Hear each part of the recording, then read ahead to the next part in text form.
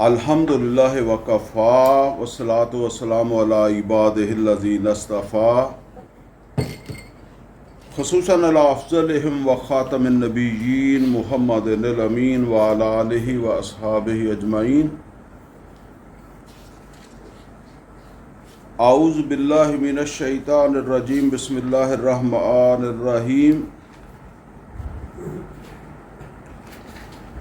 قال اللہ عز وجل فی کتابہ الکریم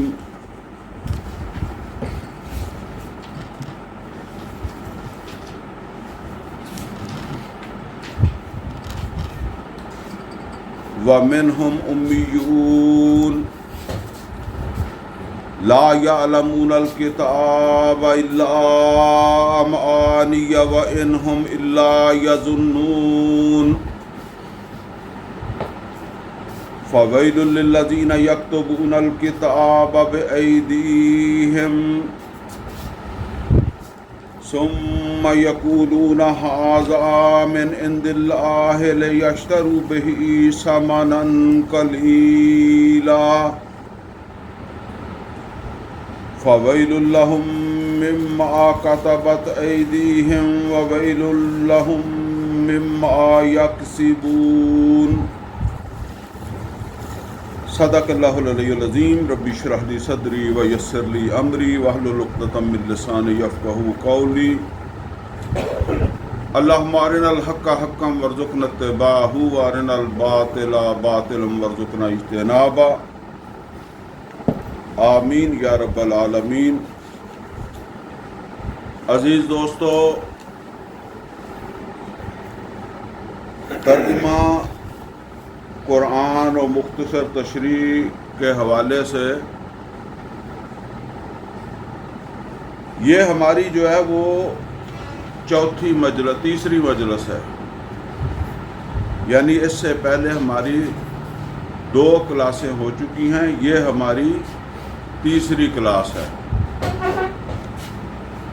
2 کلاسوں کے اندر ہم نے سورہ فاتحہ سے لے کر جو ہے وہ سورہ بقرہ کی آیت نمبر 77 تک جو ہے وہ پڑھا ہے۔ اب اس تیسری کلاس میں ہم انشاءاللہ تیسری کلاس کا آغاز جو ہے وہ آیت نمبر 78 سے ہم کر رہے ہیں، اور یہ 2 کلاسیں ہیں، 2 آیتیں ہیں جو آیت نمبر یعنی 78 اور 79 جن کی میں نے ابھی تلاوت کی ہے۔ اس سے پہلے ہم نے جو پڑھا ہے نا، مختصر میں اس کا ایک خلاصہ آپ کے سامنے جو ہے وہ رکھ دوں، کیونکہ یہ سورہ مبارکہ جو ہے یہ بڑی مربوط صورت ہے، اس کے مضامین ایک دوسرے کے ساتھ جو ہے وہ بالکل جو ہے وہ آپ یوں سمجھ لیں جڑے ہوئے ہیں۔ آغاز کے اندر ہم نے سورہ فاتحہ پڑھی ہے، اور سورہ فاتحہ کے بارے میں نے بتایا تھا کہ یہ سورہ مبارکہ مکہ میں نازل ہوئی ہے، اور مکہ میں اس کا نزول کا زمانہ جو ہے وہ بالکل ابتدائی زمانہ ہے، جس میں اللہ رب العزت نے یہ بات واضح کی ہے کہ ایک سلیم الفطرت انسان وہ جس وقت شعور سنبھالتا ہے بشرطے کہ اس کی فطرت جو ہے وہ سلیم ہی رہے، یہ حادثہ ہو سکتا ہے، اور بلکہ اکثر کے ساتھ ہوتا ہے، الا ماشاء اللہ لوگ بچتے ہیں جن کی فطرت جو ہے وہ صحیح معنوں میں سالم رہے، ورنہ وہ ایک حدیث بھی ہے، چونکہ میں اب ان کو وہ بھی سناؤں گا تو بات لمبی ہو جائے گی۔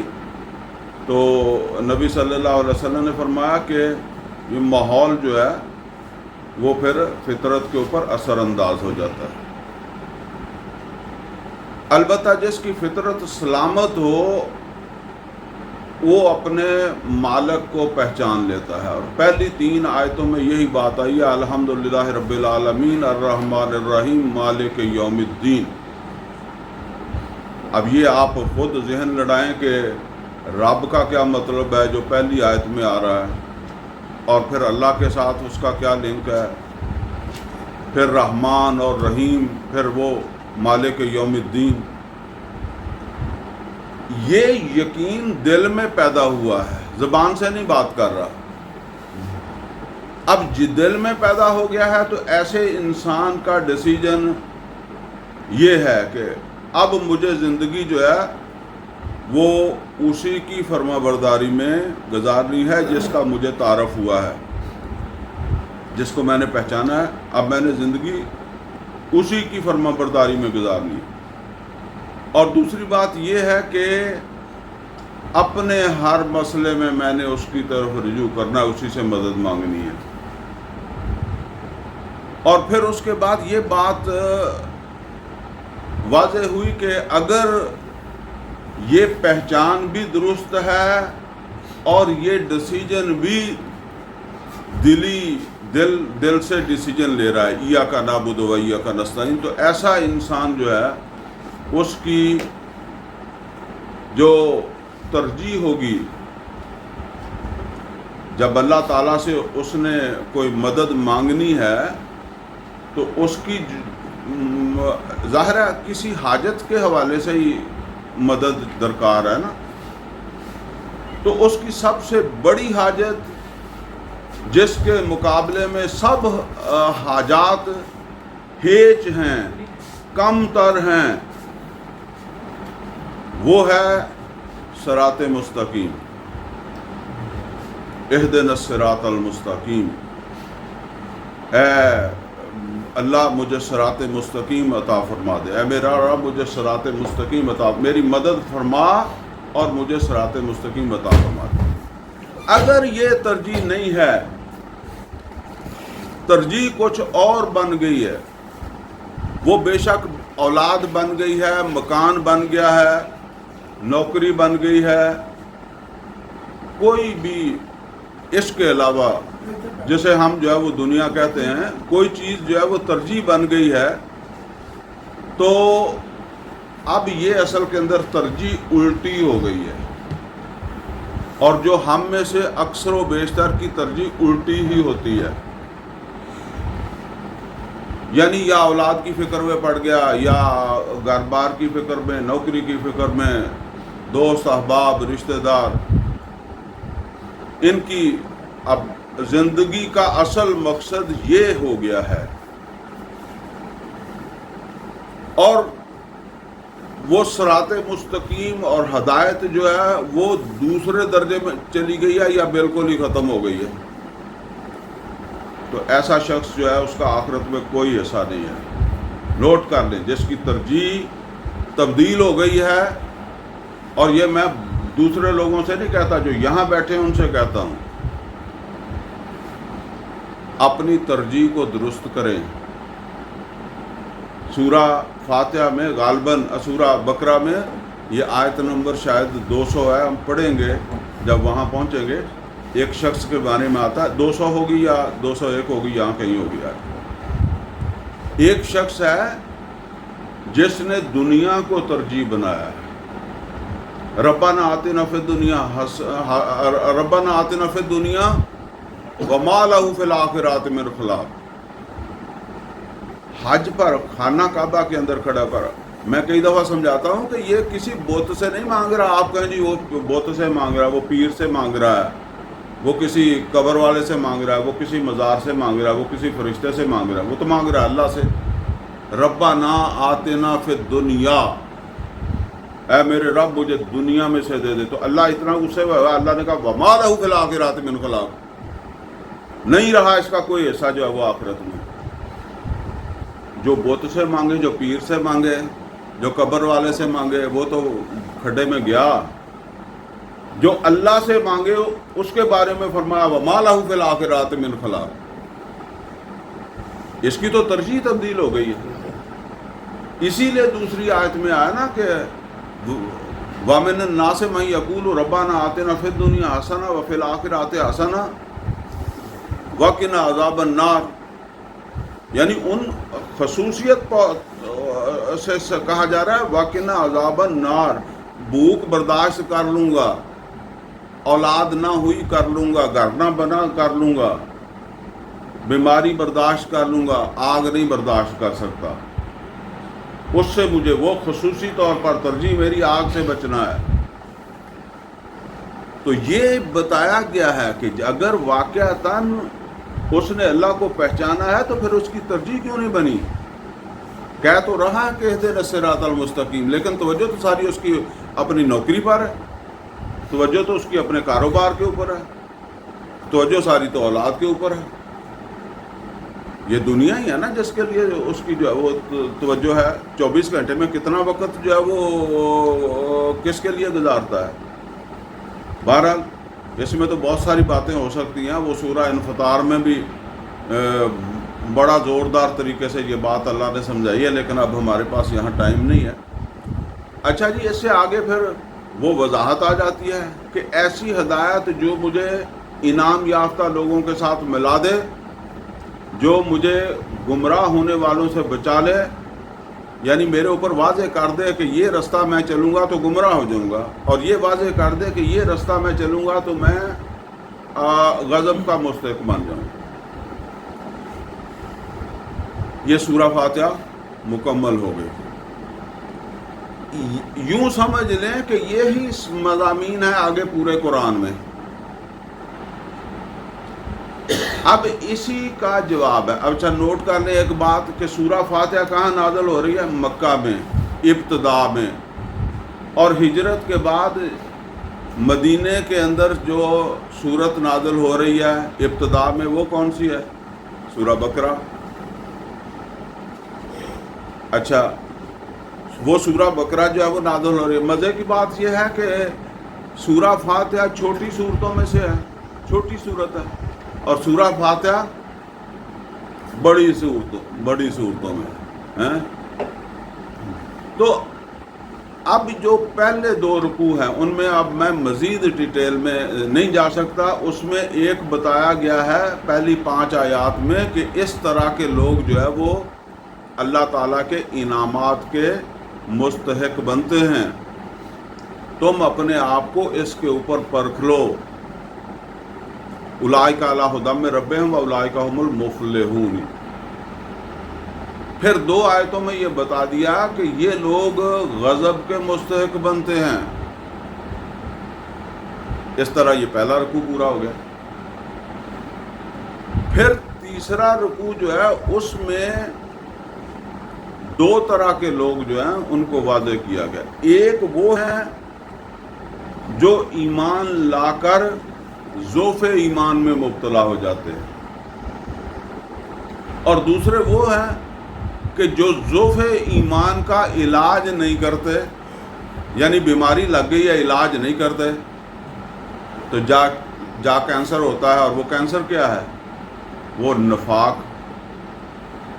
یہ میں بہت عرصہ کئی درسوں میں یہ باتیں بتاتا رہا ہوں کہ جب ضعف ایمان کا علاج نہیں کیا تو وہ کینسر بنتا ہے، اور وہ نفاق غیر شعوری طور پر وما یشعرون، انہیں پتہ نہیں ہوتا لیکن حقیقت میں وہ منافق ہو چکے ہوتے ہیں۔ وہ نمازیں پڑھنے کے باوجود منافق ہوتے ہیں، وہ روزے رکھنے کے باوجود منافق ہوتے ہیں، وہ پگڑیاں باندھنے کے باوجود منافق ہوتے ہیں، داڑیاں لمبیاں کرنے کے باوجود منافق ہوتے ہیں۔ نبی صلی اللہ علیہ وسلم نے فرمایا آیات المنافق و ثلاثہ، منافق کی 3 نشانیاں ہیں: اذا حدث کاذبا، اذا اؤتمن خان، اذا وعد اخلف۔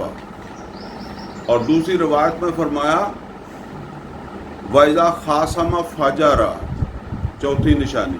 اور پھر فرمایا یہ جو بات کے الفاظ ہیں نا ان کو سمجھ لیں، کیونکہ یہ اگر ہمیں سمجھ نہیں آئے تو ہم نے اپنی اصلاح نہیں کرنی، یہ سمجھ آئیں گے تو ہم اصلاح کریں گے۔ اور وہ کیا ہے؟ ان ساما وصلہ، اگرچہ وہ جو ہے وہ روزہ رکھتا ہو، انسامہ وصلہ، اور نماز پڑھتا ہو، وَزَعَمَ أَنَّهُ مُسْلِمٌ، اپنے ذوم میں ہو کہ میں تو مسلمان ہوں، ہم سارے ایسے ہی سمجھتے ہیں نا اپنے آپ کو. وزامن مسلم. اچھا پھر کیا سمجھتا ہے؟ کہتا جی بس کمزوری ہے، مسلمان ہوں، کمزور ہوں. ٹھیک ہے، بس وہ اپنے آپ کو کمزور سمجھتا رہتا ہے. یہاں نوٹ کر لیں، ایک آدمی 30 سال تک رشوت لیتا ہے اور کمزور ہی سمجھتا رہتا ہے اپنے آپ کو. ایک آدمی حرام کا بزنس ساری زندگی کرتا ہے، بس کمزور ہی سمجھتا رہتا ہے. ایسے ہی ہوتا ہے نا اکثر. تو ایک دودھ میں پانی ڈالنا ہے، جب تک زندگی کاروبار ہے تو دودھ میں ملاوٹ ہی کرنی ہے، جھوٹ بولنا ہے، حرام کھانا ہے. یہ پہنچ چکا ہوتا ہے وہاں، اسے شعور ہی نہیں ہوتا. یہ تو اگر تبوک نہ آتی تو کتنے منافق چھپے ہوئے تھے، غیر شعوری منافق تھے. اور اگر احد نہ جانا ہوتا تو نقد ہی 350 آدمی مسجد نبوی کا نمازی بچا ہوا تھا. ٹھیک ہے نا. اگر خندق کھودنے کی نوبت نہ آتی تو کہاں جو ہے وہ ان کا ظہور ہونا تھا منافقوں کا. تو یہ تو جس کو ٹیسٹ پڑے گا اس کا پتہ لگ جائے گا. ورنہ کتنے ہی ہیں. اللہ تعالیٰ نے نبی صلی اللہ علیہ وسلم سے بھی فرمایا کہ آپ نہیں جانتے، ہم جانتے ہیں. یعنی کچھ تو آپ جانتے ہیں، وہ بھی ہیں جن کو آپ نہیں جانتے، ہم جانتے ہیں. تو بہرحال وہ جو جن کو اللہ جانتا ہے، پھر ان کی علیحدگی ہو جائے گی قیامت کے دن، کیونکہ اللہ نے تو وہاں ہی کرنی ہے. نبی صلی اللہ علیہ وسلم پر تو وہی بھی ہوتی تھی. بہرحال یہ تیسرا رکوع جو ہے نا، اس میں یہ 2 طرح کے کردار جو ہے نا، ضعف ایمان اور جو ضعف ایمان سے آگے جو ہے وہ نفاق تک چلا گیا. میں نے کئی دفعہ بتایا کہ اگر ضعف ایمان جو ہے نا، وہ اگر اس میں علاج کی طرف نہیں جاتا، بیماری ابھی چھوٹی ہے تو اس کا علاج نہیں کرتا، تو وہ جیسے ڈاکٹر بھی کہتے ہیں کہ پھر مرض بڑھ جاتا ہے. ٹھیک ہے نا. بہرحال اگر ہوش آ جائے تو بڑے ہوئے مرض میں بھی علاج کی کوشش تو بندہ کرتا ہی ہے نا. تو ہو سکتا ہے توبہ ہی ہے اس کا علاج، صحیح معنوں میں توبہ. بہرحال اس کے بعد پھر تیسرا رکوع سورہ بقرہ کا شروع ہوتا ہے، اور اس میں تمام انسانوں سے ایک مطالبہ کیا گیا، اور وہ مطالبہ ہے بندگی کا.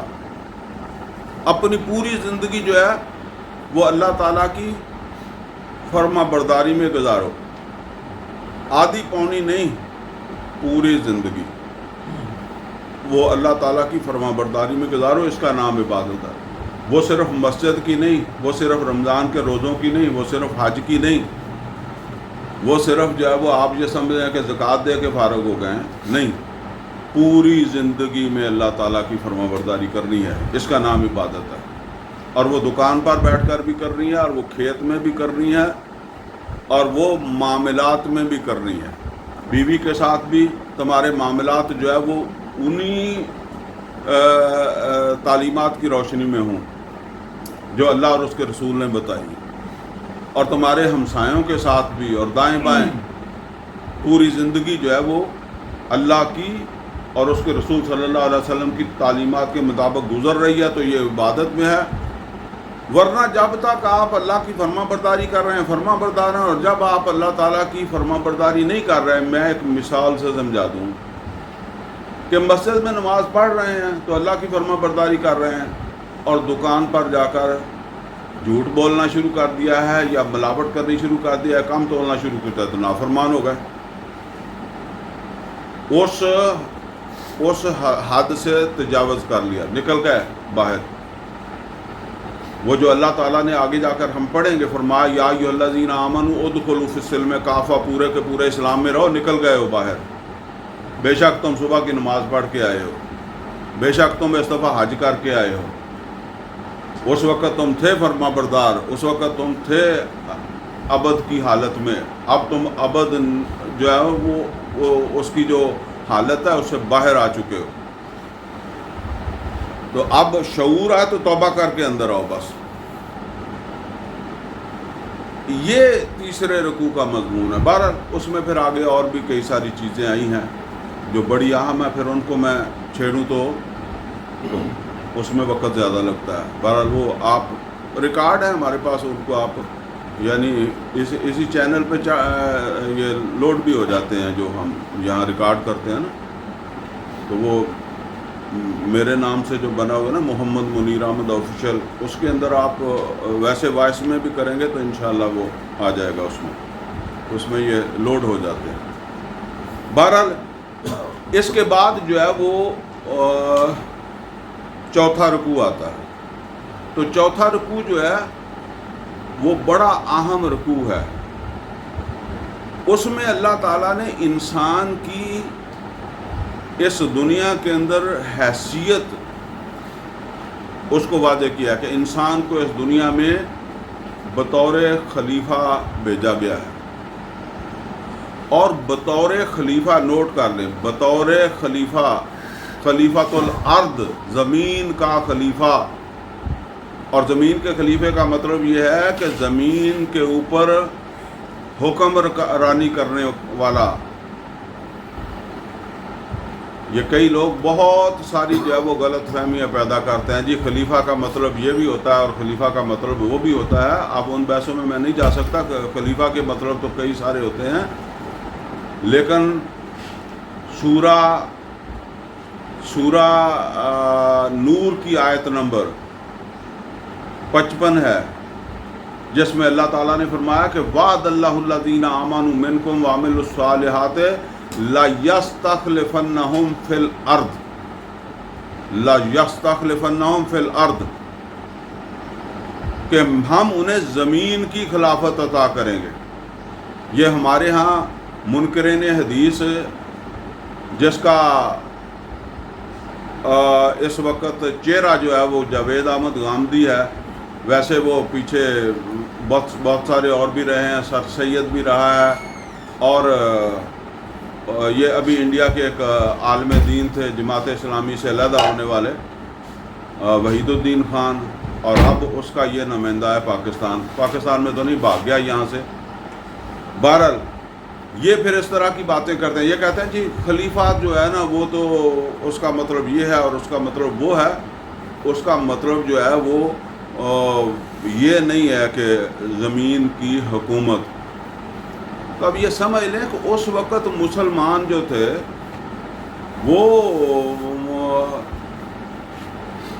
وہ اپنے گھروں میں بھی خلیفہ تھے اور اپنے پہلے والوں کے بھی خلیفہ ہی تھے. یعنی خلیفہ جیسے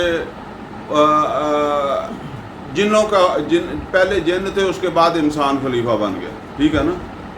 یعنی بعد میں آنے والے کو بھی خلیفہ کہہ دیتے ہیں نا. تو اب یہ سمجھ لیں کہ مسلمان اپنے گھروں میں اپنے گھروں کا نظام ان کے ہاتھ میں ہے یا نہیں ہے، اور اس کے باوجود وہ کون سی خلافت ہے جو اللہ تعالیٰ کہتا ہے کہ ہم تمہیں زمین پر دیں گے، جو ابھی تمہیں دی نہیں ہے، جو ابھی تمہیں حاصل نہیں ہے، ٹھیک ہے نا. تو وہ اصل کے اندر یہی خلافت ہے. لیکن بہرحال حالات بہت تیزی سے انشاءاللہ بدل رہے ہیں. یہ جو جنگیں ہو رہی ہیں نا، ان میں بہت بڑا خیر بھی ہے، صرف شر نہیں ہے. بہت جلد امت مسلمہ کا وقت آنے والا ہے، لیکن جلد سے یہ نہیں ہے کہ اگلے ہفتے میں آؤں تو آپ کہیں جی ابھی وہ وقت تو آیا نہیں ہے. اس میں 20-30 سال لگ جانا کوئی بڑی بات نہیں ہے، ٹھیک ہے نا. ٹرن ہو چکا ہے. جو اب وہ جیسے کہتے ہیں نا، ایک چیز نے ایک انتہا تک پہنچنا ہوتا ہے، وہاں سے واپسی ہو گئی ہے. اس میں نقصان ہونا ہے، بہت ہونا ہے مسلمانوں کا، ٹھیک ہے نا. لیکن اینڈ جا کر جو ہے وہ جو مستقبل ہے وہ محمد رسول اللہ صلی اللہ علیہ وسلم کی امت کا ہے، یہ سمجھ لیں. اور جس کے اثار آپ کو اب نظر آئیں گے، کہیں کہیں جو ہے نا وہ چیزیں نظر آئیں گی. بہرحال اللہ تعالیٰ نے محمد رسول اللہ صلی اللہ علیہ وسلم کو جب یہ قرآن دیا تو یہ واضح کیا چوتھے رکوع میں کہ انسان کو زمین کے اوپر جو ہے وہ خلافت دی ہے. اور یہ جو خلافت ہے اس کے قیام کے لیے جو صلاحیت انسان کو اللہ نے دی ہے وہ اس کا نام ہے علم الاسماء۔ عام طور پر ہمارے مذہبی حلقے جو ہے وہ ان باتوں کو نہیں سمجھتے، وہ سمجھتے ہیں ہمارے ہاں اللہ رحم کرے ہمارے وہ تبلیغی جماعت والے، وہ تو یہی کہتے ہیں کہ جس دن تمہاری جمعے کی حاضری جو ہے وہ فجر کی حاضری برابر ہو گئی تو بس اس دن دنیا میں تمہارا جو ہے وہ غلبہ ہو جائے گا۔ لیکن محمد رسول اللہ صلی اللہ علیہ وسلم کے زمانے میں یا اس کے بعد جو ہے وہ آپ دیکھیں ذرا، پھر خندق کھودنے کی کیوں ضرورت پڑی؟ کیا وہ جو مسلمان تھے ان کی حاضری ہوتی نہیں تھی پوری فجر میں؟ تو یہ تو بس ایک باتیں ہی ہوتی ہیں کرنے کی، حقیقت جو ہوتی ہے نا اس کو سمجھے۔ وہاں اللہ نے بتایا ہے کہ آدم کو جو فضیلت حاصل ہوئی ہے فرشتوں پر وہ علم الاسماء کی بنیاد کے اوپر ہے۔ اب یہ رہ گیا کہ آپ کے دل میں یہ بات ہے کہ پھر اس قرآن کا کیا کام ہے؟ یہ نوٹ کر لیں، یہ قرآن انسان، ویسے تو یہ قرآن جو ہے نا یہ اس کے بڑے سارے پہلو ہیں، یہ انسان کی شخصیت بھی تو تیار کرتا ہے، لیکن اس حوالے سے اس کا کام یہ ہے کہ یہ علم الاسماء کے اوپر جو ہے وہ یہ نگران ہے۔ پہلے بھی میں نے عرض کیا تھا، آپ نے رزق کمانا ہے، کیسے کمانا ہے؟ قرآن سے پڑھ کر کماتے ہیں یا علم الاسماء کی بنیاد کے اوپر کماتے ہیں؟ آپ علم الاسماء کی بنیاد کے اوپر، ہندو بھی کماتا ہے، سکھ بھی کماتا ہے، مسلمان بھی کماتا ہے۔ چلیں آپ تو کہیں گے جی میں تو صبح قرآن پڑھ کے کماتا ہوں، تو وہ کیا پڑھ کر کماتے ہیں؟ اب آپ نے وہ کمائی کس طرح خرچ کرنی ہے اس کے لیے نگران ہے اوپر قرآن و سنت۔ اسی طریقے سے آپ نے اپنے ڈیفنس کے لیے یا دین کے غلبے کے لیے ہتھیار تیار کرنے ہیں۔ اب ان ہتھیاروں کو آپ نے کیسے استعمال کرنا ہے؟ ان ہتھیاروں کو آپ نے کیسے استعمال کرنا ہے؟ یہ علم الاسماء جو ہے اس کے اوپر یہ علم وحی قرآن و سنت، یہ اس کے اوپر جو ہے وہ نگران ہے۔ یہ بتائے گا کہ آپ اس طرح کے حالات میں بندوق چلا سکتے ہیں، میزائل چلا سکتے ہیں، یا اس طرح کے حالات میں آپ کو لازمی چلانا چاہیے اور یہاں آپ کو نہیں چلانا چاہیے۔ اسی طریقے سے اب بیمار تو ہوں گے، جب جنگیں لڑو گے تو اس وقت بھی کتنے لوگ زخمی ہوں گے۔ تو میڈیکل سائنس نے جو ترقی کی ہے وہ قرآن پڑھ کر نہیں کی، وہ حدیثیں پڑھ کر نہیں کی، وہ کی ہے علم الاسماء کی بنیاد کے اوپر۔ اسی لیے چونکہ وہ علم جو ہے وہ صرف مسلمانوں کو نہیں دیا گیا، وہ ان کو بھی دیا گیا ہے جنہوں نے اس میں اب ترقی کی ہے۔ ہم نے تو نہیں کی میڈیکل سائنس، یہ دوسرا دفاعی میدان، اس میں ترقی تو وہ گوروں نے کی ہے نا، تو وہ انہوں نے کی ہے۔ اب یہ علم جب ایمان والوں کے پاس آئے گا تو ان کا یہ علم جو ہے اس کے اوپر نگران علم کون سا ہوگا؟ قرآن و سنت۔ وہ اس علم کو آزادی کے ساتھ استعمال نہیں کر سکتے، بس یہ فرق ہے۔ تو یہ دونوں چیزیں جو ہے وہ تیسرے رکوع میں بتا دی گئی۔ چونکہ یہ کیوں بتائی جا رہی ہیں؟ اب آئندہ آنے والے وقت میں دور کس کا شروع ہونے والا ہے؟ امت محمد صلی اللہ علیہ وسلم، لہٰذا یہ باتیں بتائی جا رہی ہیں کہ یہ دونوں چیزیں تمہارے پاس ہیں اور ان کو اس طریقے سے لے کر چلنا ہے۔ یہ تیسرے چوتھے رکوع کے اندر یہ بات بتا دی گئی ہے۔ پانچویں رکوع سے پھر بنی اسرائیل کا تذکرہ شروع ہوا۔ چونکہ امت محمد صلی اللہ علیہ وسلم سے پہلے اس زمین پر جو نمائندہ امت تھی وہ امت بنی اسرائیل تھی، اور امت بنی اسرائیل جو ہے وہ زوال کا شکار ہو چکی تھی اس زمانے میں۔ ایک زمانے میں ان کی بڑی بڑی سلطنتیں تھیں، بڑی بڑی خلافتیں تھیں، داؤد علیہ السلام کی خلافت، طالوت کی خلافت اور سلیمان علیہ السلام کی خلافت، اور میرے خیال میں وہ جو ذوالقرنین کی خلافت تھی وہ بھی بنی اسرائیل ہی سے تعلق رکھنے والے تھے۔ ظاہر بات ہے وہ زمانہ بھی موسیٰ علیہ السلام ہی کا تھا، تو انہی سے وہ تعلق رکھتے تھے۔ تو یہ کتنی بڑی بڑی سلطنتیں ہیں ان کی، لیکن جب نبی صلی اللہ علیہ وسلم آئے تو دنیا میں ان کے لیے رہنے کی جگہ بھی نہیں ہے۔ یعنی سلیمان علیہ السلام جہاں حکمران ہیں،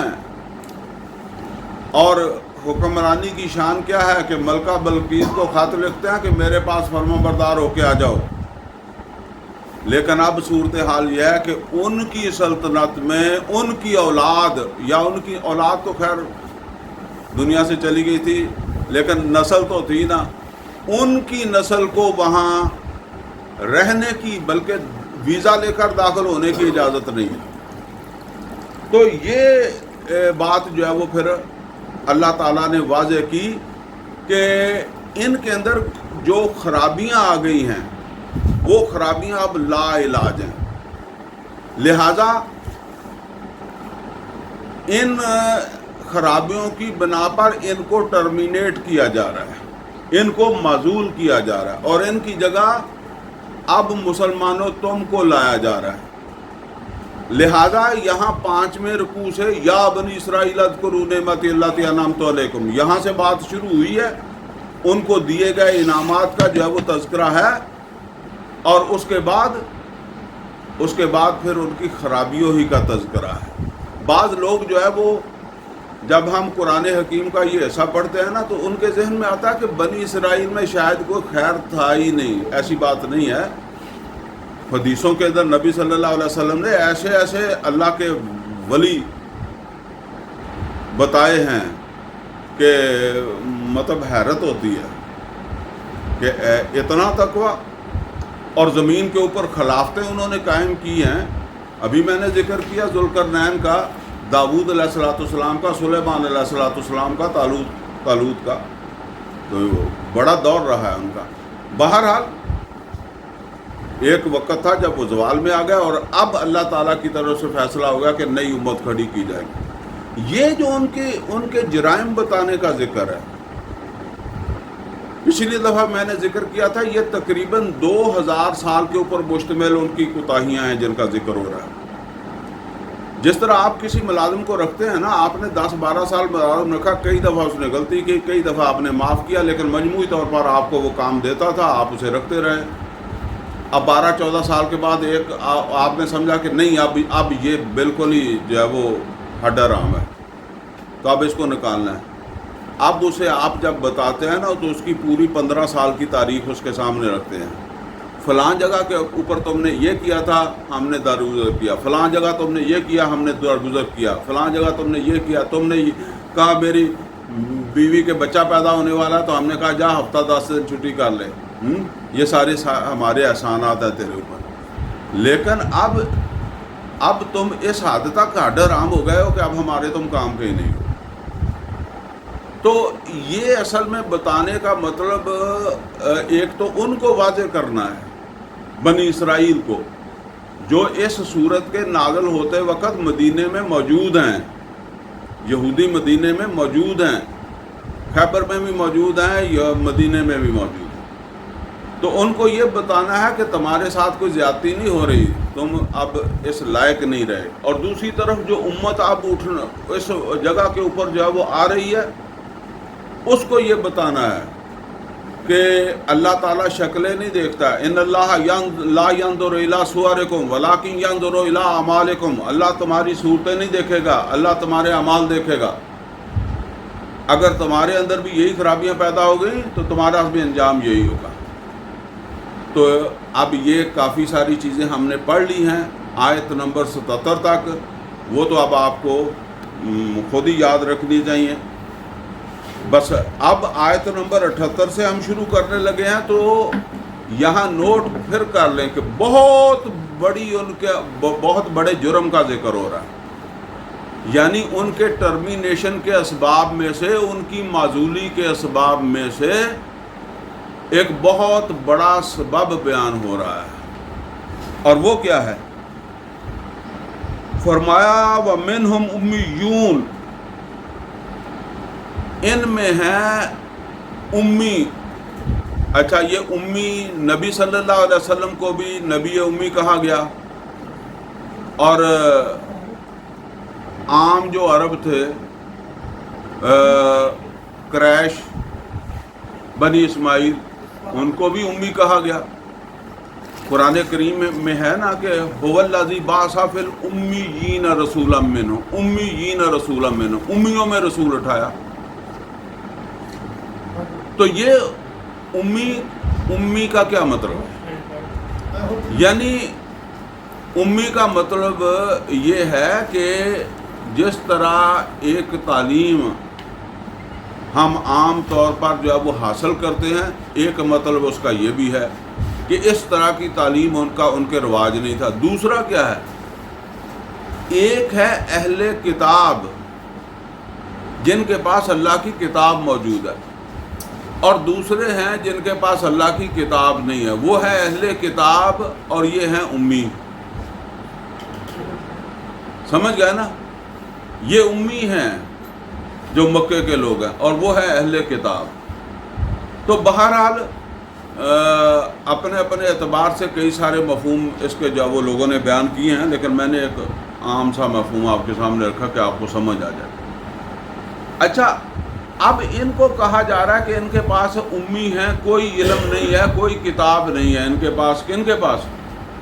مکہ والوں کے پاس۔ تو یہاں اللہ کہہ رہا ہے کہ یہ اہل کتاب جو ہیں یہ بھی امی ہیں۔ بات کو ذرا دھیان سے سننا، یہ بھی، ان میں بھی بڑے بڑے امی پڑے ہوئے ہیں، اہل کتاب ہوتے ہوئے بھی ان پڑھ ہیں، اہل کتاب ہوتے ہوئے بھی کتاب سے ناواقف ہیں، کتاب سے محروم ہیں۔ وَمِنْهُمْ أُمِّيُّونَ، ان میں ہیں ایسے ایسے ان پڑھ، لا یعلمون الکتاب، جن کو کتاب کا پتہ ہی نہیں ہے، کتاب کا علم ہی نہیں ہے۔ کس کتاب کی بات ہو رہی ہے؟ تورات کی بات ہو رہی ہے۔ یعنی یہ تورات کے ماننے والے، یہ ان کو پتہ ہی نہیں ہے کہ تورات میں کیا ہے۔ وَمِنْهُمْ أُمِّيُّونَ لَا يَعْلَمُونَ الْكِتَابَ إِلَّا أَمَانِيَّ، سوائے آرزوؤں کے۔ اچھا جی، جب آپ کو ایک کچھ اصول بتا دیے جائیں، اور وہ اصول جو ہے وہ آپ نے اپنی زندگی میں اختیار کر رہے ہیں، آپ ان اصولوں کو ایک طرف رکھ دیں یا آپ سے گم ہو جائیں، ضائع ہو جائیں، تو اب آپ نے جو زندگی گزارنی ہے وہ کیسے گزارنی ہے؟ اپنے کوئی تصور بنائیں گے نا۔ جب کتاب سے وہ ناواقف ہیں، یہاں نرے ناواقف کی بات نہیں، یا نوٹ کریں کہ جب نبی صلی اللہ علیہ وسلم آئے تو کتاب اصلی شکل میں موجود ہی نہیں ہے، یہ پیچھے ہم پڑھ بھی چکے ہیں۔ یعنی تورات، انجیل اصلی شکل میں موجود نہیں ہے۔ اگر کوئی تورات اور انجیل کو پڑھ بھی رہا ہے تو وہ اصل تورات کی جو تعلیمات ہیں، اصل جو وہ انجیل کی تعلیمات ہیں وہ نہیں ہیں، کچھ اس میں ہوگا، وہ اصل بھی ہوگا، کچھ نقل بھی ہوگا، ایسے سمجھ لیں، کچھ دیسی تو کچھ پردیسی ملا ہوا ہے نا، اصلی تو نہیں ہے نا۔ تو فرمایا کہ وَمِنْهُمْ أُمِّيُّونَ، ان میں ہیں ایسے ایسے ان پڑھ، لا یعلمون الکتاب الا امانیہ، وہ جانتے نہیں ہماری کتاب میں کیا لکھا ہے، لیکن وہ اس کتاب پر ایمان رکھتے ہیں۔ تو اب جو وہ زندگی گزارتے ہیں تو کیسے گزارتے ہیں؟ اپنی خواہشات کے مطابق، اپنی آرزوؤں کے مطابق، اپنے تصورات کے مطابق۔ اچھا، یہ المیہ آج ہمارے ساتھ نہیں ہے۔ ہمارے 100 میں سے 999 آدمی وہ ہیں جنہیں پتہ ہی نہیں قرآن کیا کہتا ہے، قرآن میں کیا لکھا ہے۔ تو جب اس کا پتہ نہیں ہے تو پھر وہ ان کی زندگی یا کسی مولوی کے بتائے ہوئے طریقے پر گزر رہی ہوگی، اور یا کسی پیر کے بتائے ہوئے طریقے کے اوپر گزر رہی ہوگی، یا کسی وہ کیا اس کو کہتے ہیں، یہ مزاروں والے جو ہیں، ان کا دین اس نے اختیار کیا ہوگا۔ کتنا بھی خلوص ہوگا، کتنا بھی اخلاص ہوگا، اور یہی تو چیز ہے جو فرقہ ختم نہیں ہونے دیتی۔ کیونکہ جو اہل حدیث ہے وہ جس دین پر ہے وہ اس کے مولوی نے اس کو سکھایا، قرآن نے نہیں سکھایا، اور جو دیوبندی ہے وہ اس دین پر ہے جو اس کے مولوی نے اس کو سکھایا۔ اس نے قرآن کو نہیں سمجھا، اس نے نہیں یہ پرکھا کہ مولوی نے مجھے غلط بتا دیا ہوگا۔ اور بریلوی جو ہے اس کو جو اس کے پیر نے بتا دیا یا اس کے جو مولوی نے بتا دیا وہ اس دین کے اوپر ہے۔ اسی طرح شیعہ ہے، اکثریت تو اسی طرح چل رہی ہے۔ فرقہ کیسے ختم ہو جائے؟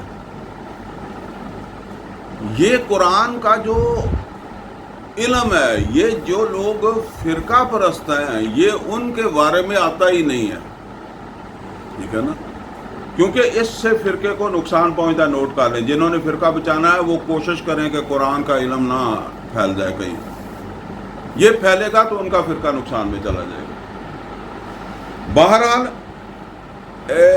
یہ ہے سبب۔ میں نے شاید پچھلی دفعہ بھی مثال دی تھی کہ اگر میں آپ سے ایک جو ہے وہ اسٹامپ پر دستخط لوں کہ یہ لکھا ہوا اسٹامپ ہے، آپ دستخط کر دیں، آپ نہیں کریں گے۔ آپ کہیں گے جی میں پڑھ لوں، میں پڑھوا لوں، مجھے پتہ لگ جائے۔ کیوں؟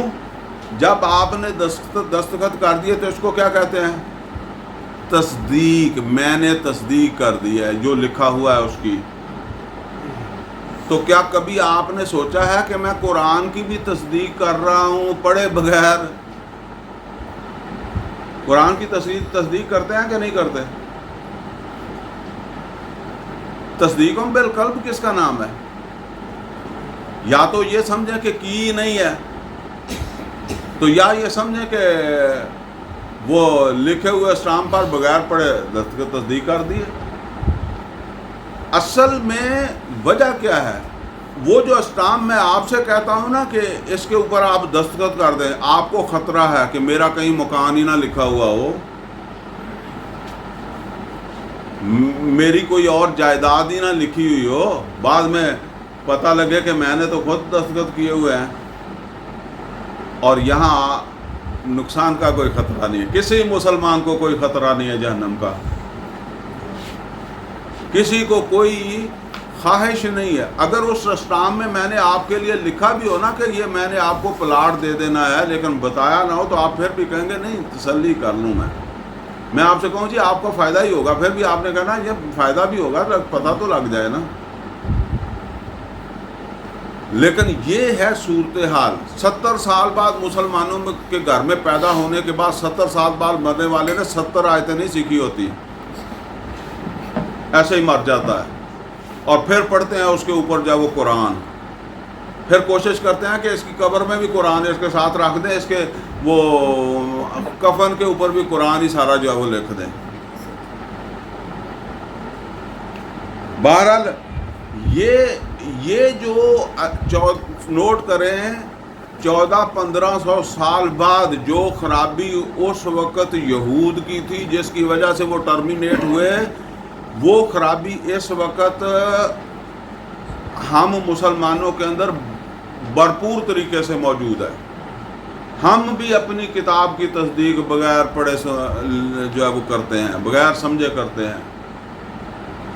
وَمِنْهُمْ أُمِّيُّونَ، ان میں ہیں ایسے ان پڑھ لا يَعْلَمُونَ الْكِتَابَ إِلَّا أَمَانِيَّ، تو جب کتاب سے واقف ہی نہیں ہے تو وہ تو پھر اپنے کو تصورات ہیں، وہ پیر کے بتانے پر اختیار کر لیے، یا مولوی کے بتانے کے اوپر جب وہ اختیار کر لیے، یا کسی اور کے بتانے کے اوپر چل پڑا۔ وَإِنْهُمْ إِلَّا يَظُنُّونَ، نہیں یہ گمان میں زندگی گزار رہے ہیں، یہ حقیقت میں زندگی نہیں گزار رہے ہیں۔ حق کے ساتھ حق اور حقیقت تو قرآن ہے، تو جب قرآن کو جانتے ہی نہیں ہیں تو پھر زندگی گزار رہے ہیں گمان میں، ٹھیک ہے نا۔ اب دیکھیں یہ ایسے ہی ہوتا ہے جماعتوں کے اندر۔ میں تو یہاں تک آپ کو بتاتا ہوں کہ جو دینی جماعتیں ہیں ان کا یہ المیہ ہے۔ بھئی آپ ہماری جماعت میں بھی چلے جائیں گے نا تو وہاں بھی اکثر لوگ آپ کو جو ہے نا وہ اور بس یہاں درس سنیں، بھئی تم نے خود بھی قرآن کو جو ہے وہ سمجھنے کی کوشش کی ہے، نہیں۔ جماعت اسلامی ان کا حال ہمارے سے بھی بہت برا ہے۔ تبلیغی جماعت تو بالکل ہی زیرو ہے، ان میں تو وہ کہتا جی آدھی زندگی دے دی، میں ساری زندگی دے دی۔ کیا سیکھا ساری زندگی میں؟ مولویوں کی باتیں۔ جو اللہ نے کتاب نازل کی تھی وہ کس لیے تھے؟ پیروں کا حال تو پھر آپ جو سمجھ لیں سب سے زیادہ گمراہی اس ملک کے اندر جو ہے وہ پیروں نے ڈالی ہوئی ہے۔ فرمایا فَوَيْلٌ لِّلَّذِينَ يَكْتُبُونَ الْكِتَابَ بِأَيْدِيهِمْ، تو بربادی ہے ان لوگوں کے لیے جو اپنے ہاتھوں سے کتاب لکھتے ہیں۔ اچھا یہ پہلی آیت جو آپ نے پڑھی ہے اس کا ذکر ہے عام لوگوں کے حوالے سے، کہ عام لوگوں کو کتاب کا پتہ نہیں ہے۔ علماء کو تو پتہ ہے، عام لوگوں کو نہیں پتہ کتاب میں کیا لکھا ہے۔ عام لوگوں کے بعد اب علماء کی بات آ رہی ہے۔ فرمایا فَوَيْلٌ لِّلَّذِينَ يَكْتُبُونَ الْكِتَابَ بِأَيْدِيهِمْ، تو اصل بربادی ان کے لیے ہے جنہوں نے اپنے ہاتھوں سے کتاب لکھی۔ یہ ویل جہنم کی ایک وادی کا نام بھی ہے، ویل ہے، جہنم ہے ان کے لیے جنہوں نے کتاب اپنے ہاتھوں سے لکھی۔ ثم یقولون، پھر کیا کہا؟ پھر کہتے ہیں ھذا من عند اللہ، یہ اللہ کی طرف سے ہے۔ اچھا یہ کام کون کرتا ہے؟ عام طور پر آپ دیکھیں گے، آپ میرے اس درس میں بیٹھے ہیں نا، جب آپ باہر جا کر بتائیں گے تو جب آپ باہر کسی مولوی سے کے ساتھ جا کر ملیں گے نا تو وہ کہے گا گمراہ ہو جاؤ گے، ٹھیک ہے نا، وہ وہاں جاؤ گے تو گمراہ ہو جاؤ گے۔ اچھا آپ نوٹ کریں کہ گمراہ عام آدمی نہیں کر سکتا، یہ نوٹ کر لیں، جو گمراہ کرتا ہے نا وہ آپ کو پورے اعتماد میں لے کر کرتا ہے، جس کا آپ کے دماغ کے اوپر کنٹرول ہو جاتا ہے۔ وہ مرزا قادیانی بھی ہو سکتا ہے اور وہ کوئی پیر بھی ہو سکتا ہے اور وہ کوئی سیاست دان بھی ہو سکتا ہے۔ وہ جب آپ کے دماغ کو ہیپناٹائز کر لیتا ہے نا، آپ اس کی محبت میں مبتلا ہو جاتے ہیں۔ وہ بے شک بریلوی ہے، بے شک دیوبندی ہے، وہ اہل حدیث ہے، وہ شیعہ، جو کچھ بھی ہے، اور آپ کا ذہن یہ سمجھتا ہے کہ جو بھی بتایا ہے اس نے حق بتایا ہے، تو اب وہ آپ کو گمراہ کرے گا، کیونکہ اب آپ نے چلنا ہے اس کے کہے پر۔ تو یہ ہے اصل بات۔ خرابی جو کرتے ہیں، کبھی نوٹ کر لیں تاریخ میں جنہوں نے بڑی بڑی گمراہیاں پھیلائی ہیں، وہ کچھ چھوٹے لوگ نہیں تھے، وہ میرے جیسے لوگ نہیں تھے یہاں۔ میری کئی بات کو تو آپ نے ہزاروں جگہ چیک کرنا ہے کہ بھئی یہ بات ہے کہ نہیں ہے۔ تو وہ کرتے ہیں وہ علماء، یکتبون الکتاب بایدیہم، اپنے ہاتھوں سے لکھتے ہیں، پھر کیا کہتے ہیں ثم یقولون ھذا من عند اللہ، پھر اسے اللہ کی جانب منسوب کر دیتے ہیں۔ ہمارے چونکہ قرآن میں تبدیلی نہیں آ سکتی، یہ اپنی بات بناتے، آپ کو قرآن سے دور کر دیا کہ آپ کو قرآن نہیں سمجھنا، قرآن دیکھنے کی ضرورت ہی نہیں ہے۔ آپ کے اندر سے آہستہ آہستہ یہ احساس ختم ہو گیا کہ میں نے قرآن کے اوپر جو ہے وہ چیک کرنا ہے اپنے عالم کی بات کو۔ جب آپ نے قرآن پڑھنا ہی نہیں ہے تو سوال اٹھنا ہی نہیں ہے، تو اسی کی بات جو ہے وہ صحیح ہے۔ انہوں نے ایسے کیا کہ اپنی تورات کی باتیں ہی بدل دی، یعنی نتیجہ ایک ہی ہے، انہوں نے کتاب میں تحریف کر کے کہا کہ یہ اپنی باتوں کو کہا کہ یہ اللہ کی باتیں ہیں، اور یہاں یہ ہوا کہ قرآن سے لوگوں کو کاٹ دیا گیا اور اپنی باتیں سنا کر جو ہے وہ لوگوں کو کہا گیا یہ اللہ کی باتیں ہیں۔ تو فرمایا کہ ثم یقولون ھذا من عند اللہ، پھر وہ کہتے ہیں کہ یہ اللہ کی طرف سے ہے، لیشتروا بہ ثمنا قلیلا، تاکہ اس کے ذریعے سے معمولی مفادات جو ہیں وہ حاصل کریں۔ ظاہر ہے اس سے فائدے تو ملتے ہی ہیں نا، یہ یہ میں معمولی سا آدمی ہوں اور یہ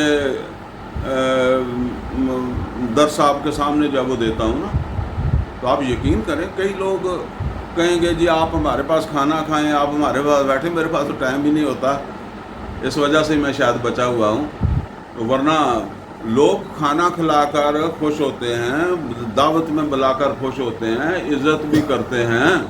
اور میرے ٹوٹے بجے مولوی دی کر دے تو جڑے ہے کلگیاں والے مولوی جنہاں دیاں پگڑیاں دے اوتے 70 وال ہوندے آ، کنگھی ہر ویلے داڑھی چ پھری ہوندی ہے، انہاں خوشبوواں سینٹ لگے ہوندے آ، انہاں نوں تے پھر بہت زیادہ جڑا نا وہ پروٹوکول ملدا ہے۔ پروٹوکول نہیں پھر جڑا بندے نوں جان دیندا، وہ کہندا اداں ہی ٹھیک ہے۔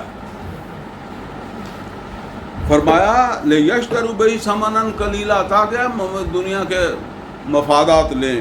اور میں آپ کو بتاؤں کہ یہ دنیا کما کر اتنا پیسہ کمایا ہوا ہے دین کے نام پر، پیروں نے مولویوں نے بڑی بڑی بلڈنگیں، بڑا جو ہے وہ، اور چلیں ٹھیک ہے اگر ان کی کوئی مل ہے، جائیداد ہے، کوئی بڑے وسائل والے ہیں تو ان کی اور بات ہے ان کے، لیکن عام غریبوں کے بچے وہ جب بنتے ہیں سطح کے اوپر تو پھر ان کے ٹھاٹ باٹ جو ہے وہ آپ دیکھ لیا کریں جب وہ اس مقام پر پہنچتے ہیں۔ اور اب ان سے آپ کہیں کہ محمد اور رسول اللہ صلی اللہ علیہ وسلم تو دو پیٹ پہ پتھر باندھ کر جو ہے وہ آخری وقت تک حکمرانی تک جو ہے وہ پہنچے۔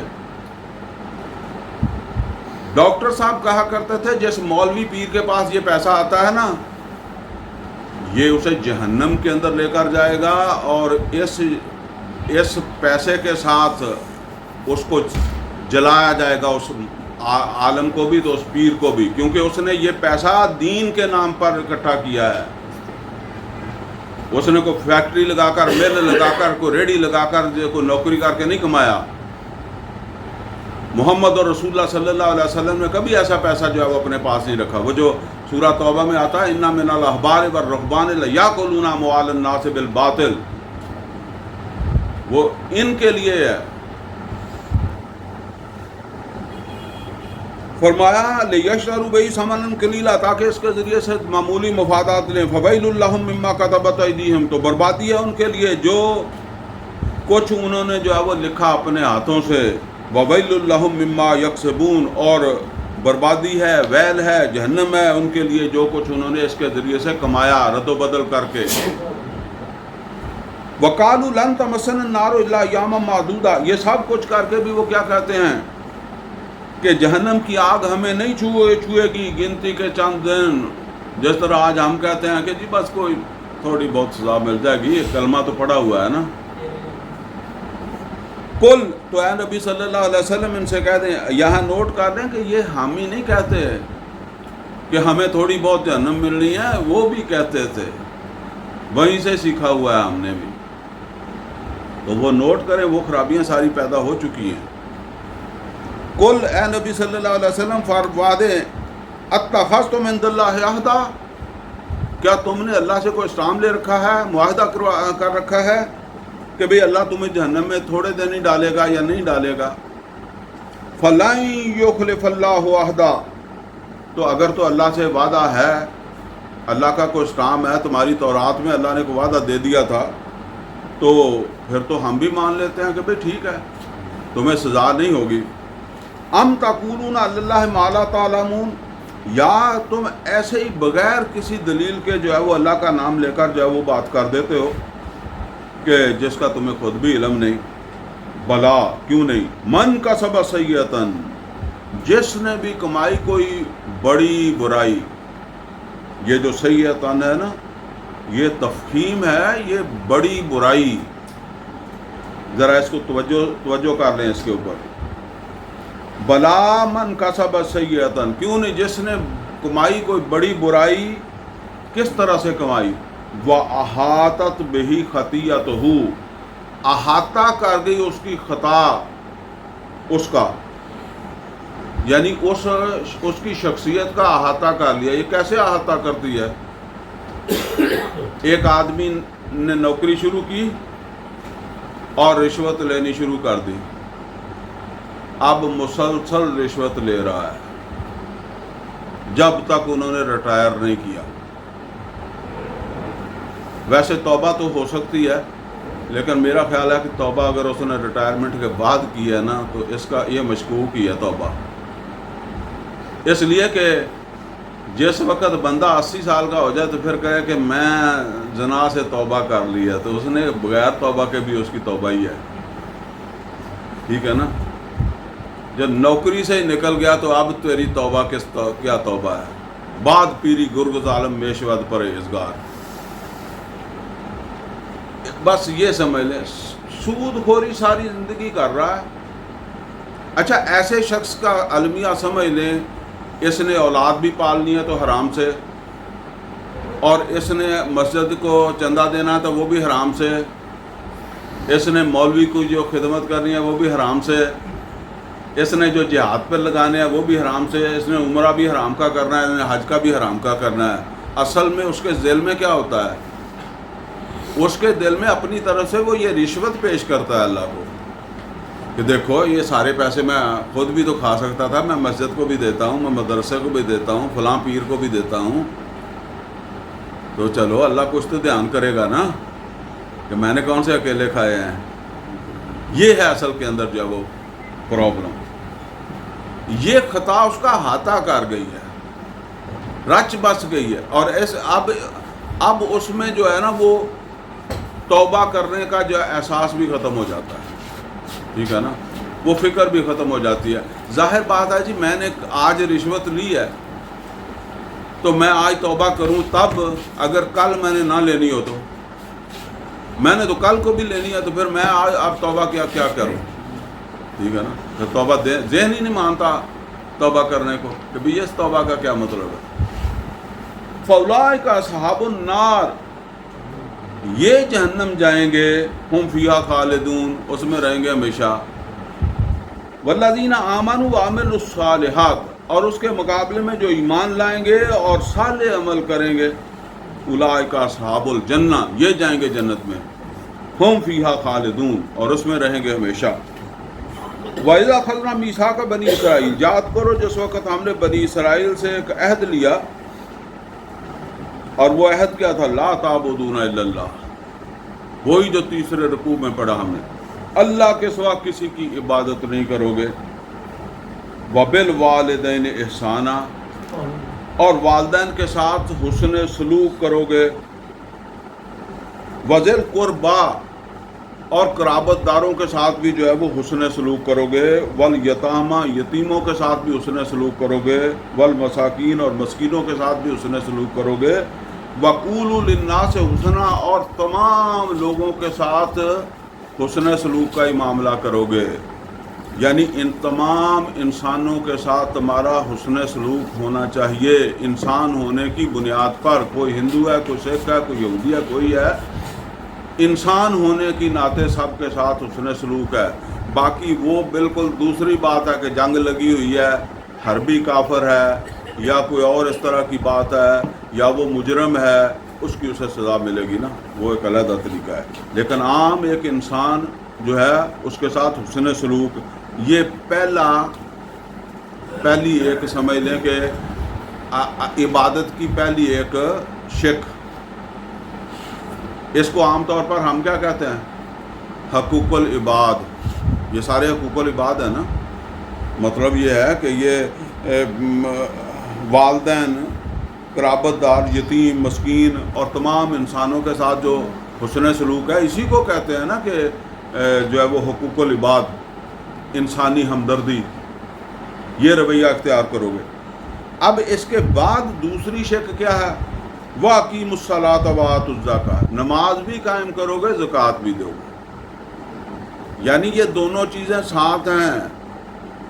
یہ نہیں ہے کہ انسانوں کے ساتھ تمہارا حسن سلوک ہے لیکن نماز نہیں پڑھتے، اللہ کے آگے نہیں جھکتے، روزہ نہیں رکھتے، زکوٰۃ نہیں دیتے، ٹھیک ہے نا۔ زکوٰۃ تو خیر حقوق العباد میں بھی آتی ہے، لیکن بہرحال یہ سمجھ لیں حج نہیں کرتے، قربانی نہیں کرتے، تو یہ دونوں چیزیں ساتھ ساتھ ہیں، یہ نوٹ کر لیں، دونوں چیزیں ساتھ ساتھ ہیں، لیکن کبھی کبھی ایسا ہوتا ہے یہ یاد رکھنا پڑے گا کہ دونوں چیزیں اکٹھی بھی ہو جاتی ہیں، اور آپ ایک ہی کر سکتے ہیں، دوسرا نہیں کر سکتے۔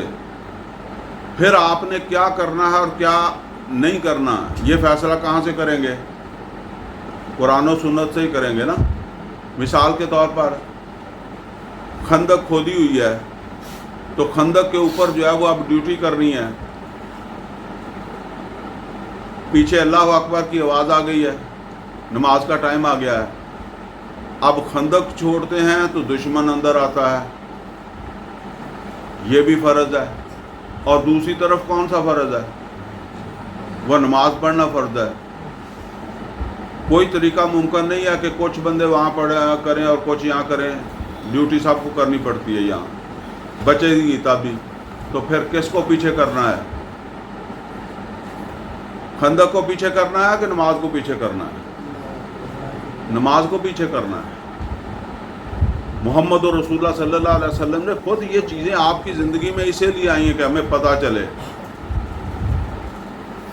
بدر میں گئے ہیں تو روزے کے رکھے ہوئے ہیں، سامنے جنگ ہے، اب روزہ توڑنا ہے یا روزہ چھوڑنا ہے یا جنگ چھوڑنی ہے؟ روزہ ہی چھوڑنا ہے، ٹھیک ہے نا؟ تو یہ موقع کے اوپر آپ نے ترجیح بھی، دو فرض ہیں، دونوں ہی فرض ہیں، یہاں یہ نہیں ہے کہ وہ نفل ہے وہ اس طرح۔ اسی طرح سمجھ لیں کہ جب تک دین غالب نہیں ہوا، محمد اور رسول اللہ صلی اللہ علیہ وسلم نے کتنے جو ہے وہ عمرے نہیں کیے اور کتنے جو ہے وہ مسجد نبوی کی نمازیں اور جمعے چھوڑے ہیں، مکہ کی عبادت چھوڑی ہے، تو ترجیح پھر کس کو دی ہے؟ وہ غلبہ دین کو۔ تو یہ دونوں چیزیں ہیں، لیکن اس میں پھر یہ ترجیحات کے ساتھ ہی چلے گی، اور یہ ترجیحات کا پتہ چلے گا اسوہ محمدی صلی اللہ علیہ وسلم سے۔ فرمایا وَأَقِیمُوا الصَّلَاةَ وَآتُوا الزَّکَاةَ، نماز قائم کرو، زکوٰۃ ادا کرو، ثُمَّ تَوَلَّیْتُم، پھر تم پھر گئے، إِلَّا قَلِیلًا مِنکُم، بس تھوڑے رہ گئے اس کے پابند، وَأَنتُم مُعْرِضُونَ، اور تم ایسے ہی کیا کرتے ہو، پہلے بھی ایسے ہی، جیسے کہتے ہیں کہ تم پہلے بھی تو ایسے ہی کرتے ہو نا۔ وَإِذَا أَخَذْنَا مِيثَاقَكُمْ لَا تَسْفِكُونَ دِمَاءَكُمْ، نوٹ کریں یہ جو یہ جرائم بتائے جا رہے ہیں، یہ جرائم آج ہمارے اندر کما حق موجود ہے۔ حقوق العباد ہم کب دیتے ہیں؟ حقوق اللہ بھی پورے نہیں کرتے۔ تو یہاں ایک بات نوٹ کریں کہ حقوق العباد کا ذکر پہلے آیا ہے اور حقوق اللہ کا بعد میں آیا ہے، نماز روزے کا بعد میں ذکر آیا ہے، اور انسانی ہمدردی اور انسانوں کے ساتھ جو معاملات ہے اس کا ذکر آیا ہے، پہلے آیا ہے۔ یہ قرآن کریم کے اندر اور مقامات بھی ہیں جہاں فرمایا الم نجعل لہ عینین ولسانا وشفتین وہدیناہ النجدین فلاقتحم العقبہ وما ادراک ما العقبہ فک رقبہ او اطعام فی یوم ذی مسغبہ یتیما ذا مقربہ او مسکینا ذا متربہ ثم کان من الذین آمنوا وتواصوا بالحق وتواصوا بالمرحمہ۔ اس کے بعد یہ بات ہے۔ بہرحال وَإِذَا أَخَذْنَا مِيثَاقَكُمْ، جس وقت ہم نے تم سے عہد لیا تھا، لَا تَسْفِكُونَ دِمَاءَكُمْ، کہ ایک دوسرے کا خون نہیں بہاؤ گے، اپنوں کا خون نہیں بہاؤ گے، وَلَا تُخْرِجُونَ أَنفُسَكُم مِّن دِيَارِكُمْ، اور نہیں نکالو گے تم اپنے لوگوں کو اپنے گھروں میں سے، ثُمَّ أَقْرَرْتُمْ، پھر تم نے اس کا اقرار بھی کیا تھا، وَأَنتُمْ تَشْهَدُونَ، تم اس کے بعد کے گواہ بھی ہو، ثُمَّ أَنتُمْ هَؤُلَاءِ، پھر تم وہی لوگ ہو، تقتلون أنفسكم، تم نے اپنے ہی لوگوں کو قتل کیا، وَتُخْرِجُونَ فَرِيقًا مِّنكُم مِّن دِيَارِهِمْ، اور تم نے اپنے ہی لوگوں کو ان کے گھروں میں سے جب وہ نکالا، تظاہرون علیہم بالاسم والعدوان، تم نے ان کے اوپر چڑھائی کی گناہ سے اور زیادتی سے، وَإِن يَأْتُوكُمْ أُسَارَىٰ، پھر جب وہ تمہارے سامنے قیدی بن گئے تو فادوہم، تو تم نے ان کا فدیہ دیا، وَهُوَ مُحَرَّمٌ عَلَيْكُمْ إِخْرَاجُهُمْ، جبکہ حرام تھا ان کا اخراج ہی۔ اچھا جی، پہلے اس بات کو سمجھ لیں پھر آگے بڑھتے ہیں۔ اللہ تعالیٰ نے ان کو جو احکامات دیے اس میں پہلا حکم کیا تھا کہ انسانوں کے ساتھ انسانوں کے حقوق کا جو وہ لحاظ کرو گے۔ دوسرا کیا تھا کہ نماز اور زکوٰۃ یعنی حقوق اللہ اور حقوق العباد ادا کرو گے۔ پھر اگلی آیت میں کیا بات آئی؟ اگلی بات میں یہ بات آئی کہ ہم نے تم سے یہ عہد لیا تھا کہ آپس میں خون ریزی نہیں کرو گے اور نہ اپنے لوگوں کو ظلم ستم کر کے اپنی آبادی سے نکلنے پر مجبور کرو گے، اور اگر بالفرض تمہارا کوئی آدمی کسی جہاد یا قتال کی صورت میں کسی دشمن کی قید میں چلا جاتا ہے تو اس کو یا تو طاقت سے چھڑاؤ یا پھر پیسے دے کے چھڑاؤ، فدیہ دے کے چھڑاؤ، سمجھ گیا نا؟ یہ تھا حکم اللہ کا۔ اب ہوا یہ کہ موسیٰ علیہ السلام کے زمانے میں تو بنی اسرائیل جو تھے انہوں نے جہاد نہیں کیا، قتال نہیں کیا، انہوں نے موسیٰ علیہ السلام کو کہہ دیا فاذا من وربک فقاتل انا ہاہنا قاعدون۔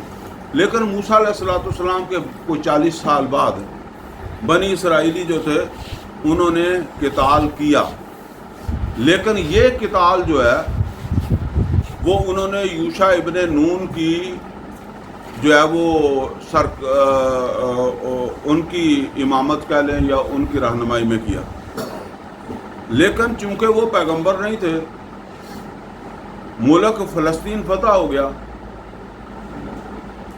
اب مسئلہ یہ بن گیا کہ ملک کا حکمران کون بنے، تو فیصلہ نہیں ہو سکا۔ 12 قبیلے تھے، انہوں نے کہا جی 12 ملک بنا لیتے ہیں، ہر ملک کا اپنا ہی حکمران، تو فلسطین کے اندر 12 حکومتیں قائم ہو گئی۔ پھر وہ آپس کے اندر لڑنے لگے، اللہ نے حکم دیا ہوا تھا کہ آپس میں نہیں لڑنا، تو ظاہر بات ہے کہ جب ایک گھر 2 بھائیوں میں تقسیم ہو جاتا ہے تو پھر جھگڑے بھی ساتھ شروع ہو جاتے ہیں، تو وہ پھر ہمسایوں کے جو جھگڑے ہوتے ہیں پھر وہ اسی طرح لڑتے لڑاتے آپس میں، پھر یہاں تک کہ 2 قبیلے مل جاتے، تیسرے قبیلے کے خلاف، 4 قبیلے مل جاتے دوسرے کسی کے خلاف، ایک دوسرے کو مارتے رہے، اور اینڈ یہ ہوا کہ جو ہے نا وہ لوگ جو ہے وہ ظلم کی وجہ سے بھاگتے، جیسے سر اب افغانستان کے اوپر حملہ ہوا تو وہ بھاگ کر جو ہے کئی لوگ پاکستان میں آ گئے، کوئی ایران میں چلے گئے افغانی، تو یہی ہونا تھا۔ تو جب وہ دوسرے ملکوں میں گئے ادھر ادھر، تو وہاں اس وقت کوئی اس طرح کی حکومتیں نہیں تھی، جو بندہ اس طرح ملتا تھا اس کو پکڑ کے غلام بنا لیتے تھے۔ تو اب وہ مسلمان کس کی غلامی میں جا رہا ہے؟ جان بچا کے بھاگا تھا، جا کے کسی کی دوسرے کی مشرک کی غلامی میں چلا گیا۔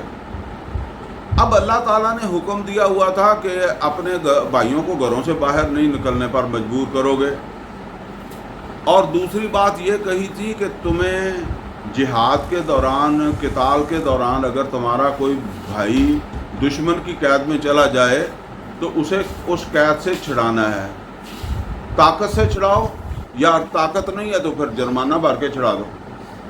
تو پھر وہ چندہ جمع کرتے تھے، جس طرح ہمارے ہاں جو ہے نا وہ پھر اب ایک اپیل ہوتی ہے نا بھی، اگر امریکہ کہہ دے کہ عافیہ صدیقی ہم اتنے پیسے میں دیں گے تو پھر پیسے کس نے دینے ہیں؟ اسی طرح چندے کی اپیلیں چلیں گی نا، تو پھر وہ پیسے جمع کرتے تھے اور جا کر اس کو آزاد کرواتے تھے۔ وہ بات ہے جو اللہ تعالیٰ نے یہاں بیان فرمائی ہے کہ میں نے تمہیں منع کیا تھا کہ آپس میں نہیں لڑنا، تو تم نے آپس میں لڑائی کی، پھر جب تمہارے کچھ لوگ جو ہے وہ جا کر قیدی بن گئے غیر مسلموں کے، تو اب تمہیں اللہ کا حکم یاد آیا کہ اللہ نے کہا تھا کہ اپنے بھائیوں کو غیر مسلموں کی قید میں نہیں رہنے دینا اور ان کو وہاں سے چھڑانا ہے، بے شک پیسے دے کر چھڑانا پڑے، فدیہ دے کر چھڑانا پڑے، تو وہ تم نے چھڑا لیے۔ اب اس میں ہوا کیا کہ اللہ کے 2 حکم تھے، ایک حکم یہ تھا کہ اپنے بھائیوں کو نکلنے پر، ملک چھوڑنے پر، گھر چھوڑنے پر مجبور نہیں کرنا، آپس میں لڑنا نہیں ہے، لڑے بھی اور نکلنے پر مجبور بھی کیا، یعنی یہاں یہ اللہ کا حکم تو نہیں مانا۔ البتہ جب وہ جا کر غیر مسلموں مشرکوں کی قید میں ہو گئے، چلے گئے، تو اب جا کر ان کو چھڑایا ہے۔ کیا سوچ کر چھڑایا ہے کہ اللہ کا حکم ہے کہ تمہارا کوئی مسلمان بھائی غیر مسلم کی قید میں نہیں ہونا چاہیے۔ تو اب اللہ پوچھتا ہے کہ تم نے ایک حکم کو اللہ کا سمجھا، دوسرے کو نہیں سمجھا؟ بات سمجھ آ گئی ہے؟ کوئی زیادہ مشکل تو نہیں ہے. یعنی جب تم نے لڑائی لڑی آپس کی اور یہاں تک ظلم کیا کہ وہ ان کو بھاگنا پڑا، تو اس وقت تو تمہیں اللہ کا حکم یاد نہیں آیا. تو اس کا مطلب یہ ہے کہ اس کو تم نے اللہ کا حکم نہیں مانا. جب وہ قیدی جا کر بن گئے تو پھر تم نے ان کو جا کر جب وہ چھڑایا. تو اس کا مطلب یہ ہے کہ ایک اللہ کا حکم تو تمہیں یاد ہے اور ایک اللہ کا حکم یاد نہیں ہے، یا ایک کو تم نے اللہ کا حکم مانا اور دوسرے کو اللہ کا حکم نہیں مانا. اب اسی کو سمجھ لے. اس کا اطلاق ہم اپنے اوپر کیسے کر سکتے ہیں؟ ایک آدمی نماز کی بڑی پابندی کرتا ہے، زکوٰۃ نہیں دیتا،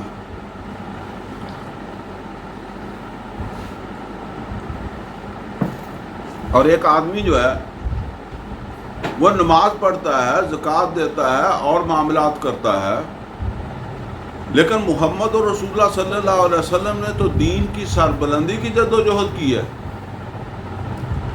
وہ غلامی کی زندگی میں زندگی گزار رہا ہے، طاغوت کے تابع زندگی گزار رہا ہے، اسے کوئی پریشانی نہیں ہے. وہ اپنی نماز پڑھ کے خوش ہے، اپنے روزے رکھ کے خوش ہے، اسے وہ طاغوت کا غلبہ کوئی پریشان ہی نہیں کرتا. جبکہ اللہ نے فرمایا وَمَن يَكْفُرْ بِالطَّاغُوتِ وَيُؤْمِن بِاللَّهِ فَقَدِ اسْتَمْسَكَ بِالْعُرْوَةِ الْوُثْقَىٰ.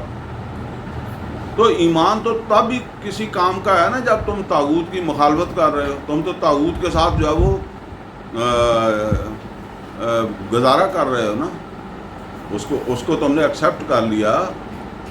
بہرحال فرمایا اَفَتُؤْمِنُونَ بِبَعْضِ الْكِتَابِ وَتَكْفُرُونَ بِبَعْضٍ، کیا تم اللہ کی کتاب کے ایک حصے پر ایمان لائے، وَتَكْفُرُونَ بِبَعْضٍ، اور ایک حصے کا تم نے کفر کیا. یعنی ایک حکم کو مانا اور ایک کا انکار کیا. یعنی آپس کے اندر خون ریزی کی اور نکل جانے پر وطن اپنے گھر چھوڑنے پر مجبور کر دیا، تو اللہ کے حکم کی نافرمانی ہوئی، نہیں مانا. اور جب فدیہ دے کر ان کو چھڑانے گئے تو ان کو جو ہے وہ اللہ کا حکم سمجھ کر جو ہے وہ چھڑایا. تو ایک کو اللہ کا حکم سمجھا، ایک کو نہیں سمجھا. آگے ذرا نوٹ کریں، فَمَا جَزَاءُ مَن يَفْعَلُ ذَلِكَ مِنكُمْ، تو پھر کیا جزا ہونی چاہیے اس کی جو تم میں سے ایسا کرے. ایسا کیا کرے؟ ایک حکم مانے اور ایک کو نہ مانے. إِلَّا خِزْيٌ فِي الْحَيَاةِ الدُّنْيَا، سوائے اس کے کہ اس کو دنیا کی زندگی میں رسوا کر دیا جائے. دنیا کی زندگی میں رسوا کر دیا جائے. دھیان کریں، جہاں ہم بیٹھے ہیں یہاں ہی رسوا کر دیا جائے، ایک حکم ماننے پر اور ایک نہ ماننے پر. ہم تو سمجھتے ہیں کہ چلو جی اتنا تو نماز تو پڑھی ہے نا، صبح زور کی نہیں پڑھی، صبح تو پڑھی تھی، یہ صبح کی کا ہی اثر سارا دن چلنا چاہیے نا، فلاں نیکی کی تھی نا، اسی کا اثر. لوگ کہانیاں ایسی سناتے ہیں کہ جی فلاں نے ایسا کر دیا، وہ اس کا سارا کچھ ہی ختم ہو گیا. ان کا تو ختم نہیں ہوا.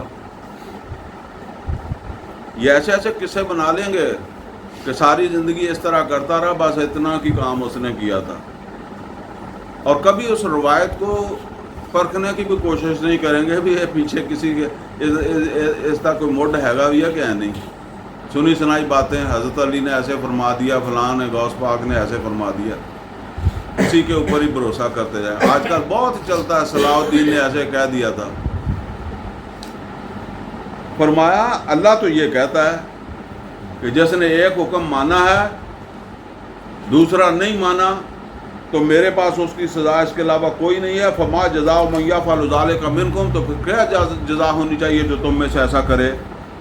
الا خزی فی الحیات الدنیا، کہ اسے دنیا کی زندگی میں رسوا کیا جائے. وہ یوم القیامت یردون الی اشد العذاب، یہ مسلمانوں کی بات ہو رہی ہے جو ایک حکم مانے دوسرے کو نہ مانے. پھر قیامت کے دن بھی نہیں معافی ہے. وَيَوْمَ الْقِيَامَةِ يُرَدُّونَ إِلَىٰ أَشَدِّ الْعَذَابِ، قیامت کے دن شدید ترین عذاب کے اندر دھکیل دیا جائے. وَمَا اللَّهُ بِغَافِلٍ عَمَّا تَعْمَلُونَ، اللہ غافل نہیں ہے تمہاری ایسی مسلمانی سے کہ کوئی مانو کوئی نہ مانو. أُولَٰئِكَ الَّذِينَ اشْتَرَوُا الْحَيَاةَ الدُّنْيَا بِالْآخِرَةِ، یہی وہ لوگ ہیں کہ جنہوں نے دنیا کو ترجیح دی آخرت پر. ان کی ترجیح آخرت نہیں بنی، ان کی ترجیح دنیا ہے. فلا یخفف عنہم العذاب، یہ مضمون آپ نے دیکھا شروع میں بھی آیا کہ جس وقت تھوڑی سی دوسرے رکوع کے آخر پہ آتا ہے، جس وقت تھوڑی سی روشنی ہوتی ہے تو اس میں چلتے ہیں. وَإِذَا أَظْلَمَ عَلَيْهِمْ قَامُوا، کھڑے ہو جاتے ہیں. وہ جہاں گرج چمک کی بات آتی ہے نا، تو چمک ہوتی ہے. چمک میں نے بتایا تھا کہ جو من کو پسند کا عمل ہے وہ کر لیا، اور جو دل کو پسند نہیں ہے تو اس کو چھوڑ دیا، یہ گرج ہے. وہی بات ہے یہاں، ایک پسند آئے، جو دل کو اچھا لگا کر لیا، جو دل کو نہیں اچھا لگا نہیں کیا. فلا یخفف عنہم العذاب، اللہ تعالیٰ فرماتا ہے کہ ذرا نرمی نہیں کی جائے گی اس سے عذاب کے وقت. ولا ہم ینصرون، نہ ان کی کوئی مدد کو آئے گا جنہوں نے اپنی مرضی سے دین پر عمل کیا. ایک مانا ایک نہیں مانا. وَلَقَدْ آتَيْنَا مُوسَى الْكِتَابَ، اور بے شک ہم نے موسیٰ علیہ السلام کو بھی کتاب دی. وَقَفَّيْنَا مِن بَعْدِهِ بِالرُّسُلِ، اور اس کے بعد ہم نے جو ہے وہ اور بھی رسولوں کو بھیجا. وَآتَيْنَا عِیسیٰ ابْنَ مَرْیَمَ الْبَیِّنَاتِ، اور ان میں سے عیسیٰ ابن مریم کو تو ہم نے بڑی کھلی نشانیاں دیں. وَأَيَّدْنَاهُ بِالرُّوحِ الْقُدُسِ، ان کی مدد کی تھی ہم نے جبرائیل امین کے ذریعے سے، انہیں زندہ آسمان پر اٹھایا تھا نا. أَفَكُلَّمَا جَاءَكُمْ رَسُولٌ، کیا ایسا نہیں ہوا کہ جب بھی کوئی رسول آیا، بِمَا لَا تَهْوَىٰ أَنفُسُكُمْ، جس نے آ کر وہ بات کی جو تمہارے نفس نہیں چاہتے تھے. یہ بھی اہم چیز ہے، اس کو نوٹ کر لیں. یہاں ایسی بات پیغمبر نے آ کے کی جو آگے سے ان کے لوگوں کو پسند نہیں تھی. میں اس کو ایک مثال سے سمجھا دوں. ایک آدمی جی آتا ہے، وہ آ کر آپ کو کہتا ہے کہ نماز پڑھنی چاہیے، روزہ رکھنا چاہیے، اور ابھی ظہر کا وقت ہونے والا ہے، آپ سب لوگ نماز پڑھیں. میرے خیال میں یہاں کوئی آدمی اختلاف نہیں کرے گا. چلے نماز شاید نہ پڑھنے جائے لیکن اختلاف نہیں کرے گا، خوش دلی سے اسے قبول کر لے گا، اور کوئی دل میں اسے برا بھلا بھی نہیں کہے گا. لیکن ایک آدمی آتا ہے اور وہ آ کر کہتا ہے کہ جس نے اپنی بہن کو یا بیٹی کو حصہ نہیں دیا نا، وہ چلے اٹھے اور بہن بیٹی کو حصہ دے. تو جنہوں نے دیا اٹھ جائیں گے؟ نہیں جائیں گے. اٹھ نہیں جائیں گے. آپ لوگ نہیں جائیں گے، مجھے پہلے ہی پتا ہے. وہ بھی فرض ہے، یہ نماز بھی فرض تھی. اب ایک تبلیغ تو آپ پسند کرتے ہیں، دوسری تبلیغ آپ پسند نہیں کرتے. یہ بھی پسند ہی ہے، یہ بھی تبلیغ ہی ہے نا. کوئی آدمی آ کر کہے کہ بھئی دیکھیں، جو آدمی جس کی روزی میں ملاوٹ ہے، یہ دودھ میں پانی ڈالتا ہے، اس کو بند کر دے. مانتے ہیں 100 میں سے کوئی ایک بند کر دے گا، لیکن 100 میں سے 99 تو بند نہیں کریں گے. جو دکان پہ ملاوٹ کرتا ہے، جس کو عادت ہے اپنی ڈیوٹی میں سکرونجر ہماری وہ زبان میں کہتے تھے ہڈ حرام. وہ اکرم رفیق صاحب رہے ہیں نا ایئر فورس میں، تو وہ اس کو جانتے ہیں. ہڈ حرام، وہ ہڈ حرام جو ہوتا ہے وہ کیوں کرے گا ڈیوٹی پوری؟ ٹھیک ہے نا. تو یہ سارے فرض ہی ہیں. یہ کیا ہے؟ اس کو تو فرض سمجھا نہیں، نماز کو فرض سمجھا.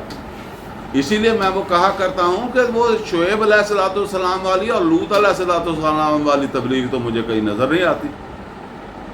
پھر بیچارے کہہ دیتے ہیں جی ہم انبیاء کی تبلیغ کر رہے ہیں. انبیاء کی کون سی تبلیغ ہے بھائی؟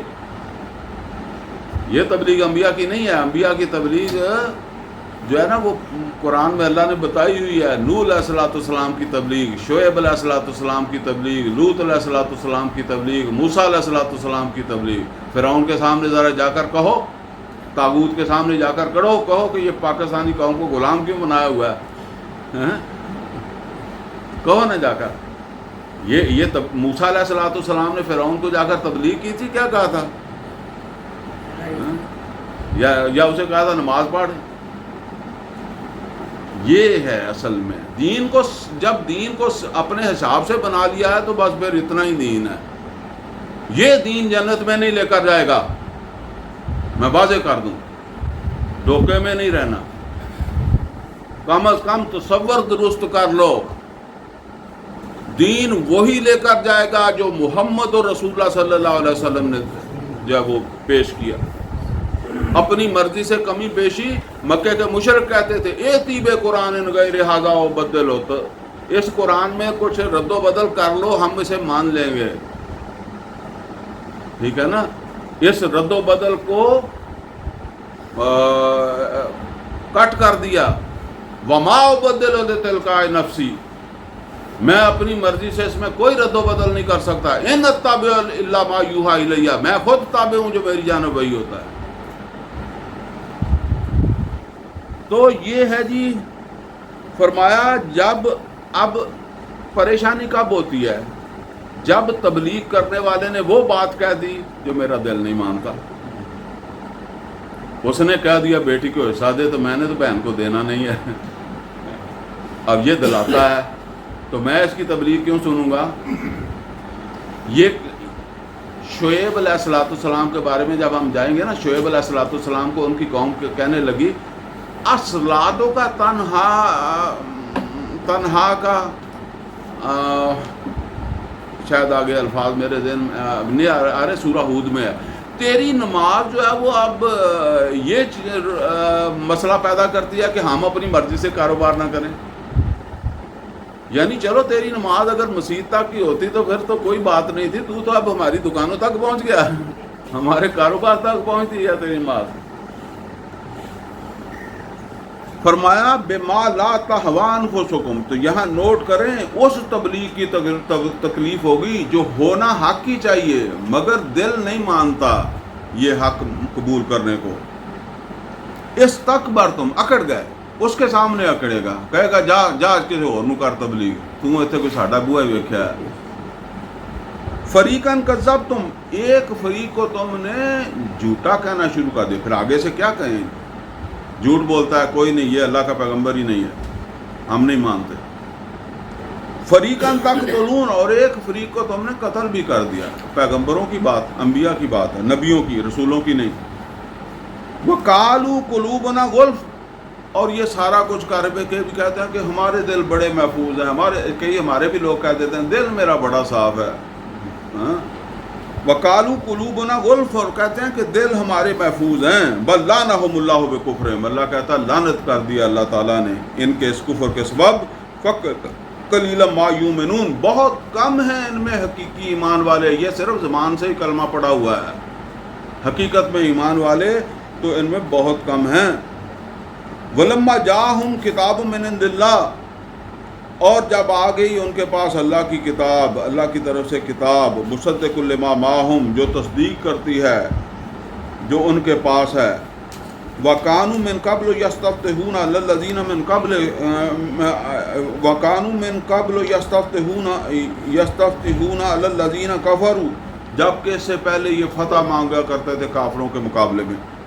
یہ نوٹ کر لیں, جس طرح ابھی ہم امام مہدی کے انتظار میں ہیں نا, تو یہ سابقہ امت والے بھی پیغمبر کے انتظار میں تھے. وہ ہر پیغمبر اپنے بعد کی کچھ جو ہے نا خوشخبریاں دے جاتا تھا نا, کہ ایک پیغمبر آئے گا جو اس کے ساتھ کھڑا ہوگا تو اس کو اللہ غلبہ دے گا. اور ان کے ساتھ بدقسمتی یہ تھی کہ یہ مغلوب تھے, جیسے آج ہم مغلوب ہیں. اگر ہم غالب ہوں تو ہمیں مہدی کی ضرورت نہیں ہے, پھر مہدی کو یاد کرنے کی بھی ضرورت نہیں ہے. ہم ہیں مغلوب اور کر کچھ سکتے نہیں, تو اس وجہ سے پھر ہم کیا کہتے ہیں کہ یار مہدی آ جائے. تو اسی طریقے سے یہ بھی تھے مغلوب اور کر کچھ سکتے نہیں تھے, تو بس یہی کہتے تھے کہ اللہ بھیج ہی دے پھر ان پیغمبر ہمارے پاس. لیکن پیغمبر نے آ کر جب ان کو مخاطب کیا تو پیغمبر نے تو پھر ان کو بتایا کہ تم کو پہلے انسان کے بچے بنو, تم کون سے مسلمان ہو, ٹھیک ہے, حرام تم کھاتے ہو, جھوٹ تم بولتے ہو, ملاوٹ تم کرتے ہو, بہن بیٹی کا حصہ تم نہیں دیتے, تو تم جو ہے وہ پہلے تم تو انسان کے بچے بنو نا, پھر بعد میں بات کرنا.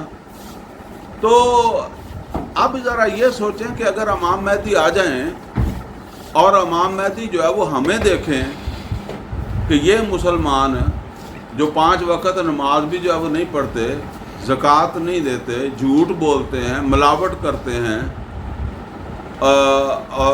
وہ تو پھر پہلے تو اس کو ہمیں سے درست کرنا پڑے گا۔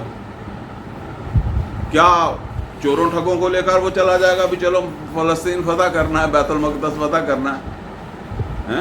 حرام خوروں کو لے جائے گا؟ وہ آپ ذرا غور کریں کہ جب آپ قربانی دیتے ہیں تو اس وقت بھی کم از کم ایک سائڈ وہ ہے جس پر بڑا دھیان کرتے ہیں کہ دا سنگ تو نہیں ٹوٹا، ایک کھسی تو نہیں ہے گا، یا کئی لوگ کھسی نہیں کرتے نا، وہ دیکھ دیا ہاتھ لا کے بھی کھسی تو نہیں، اچھا پھر یہ دند پورے آ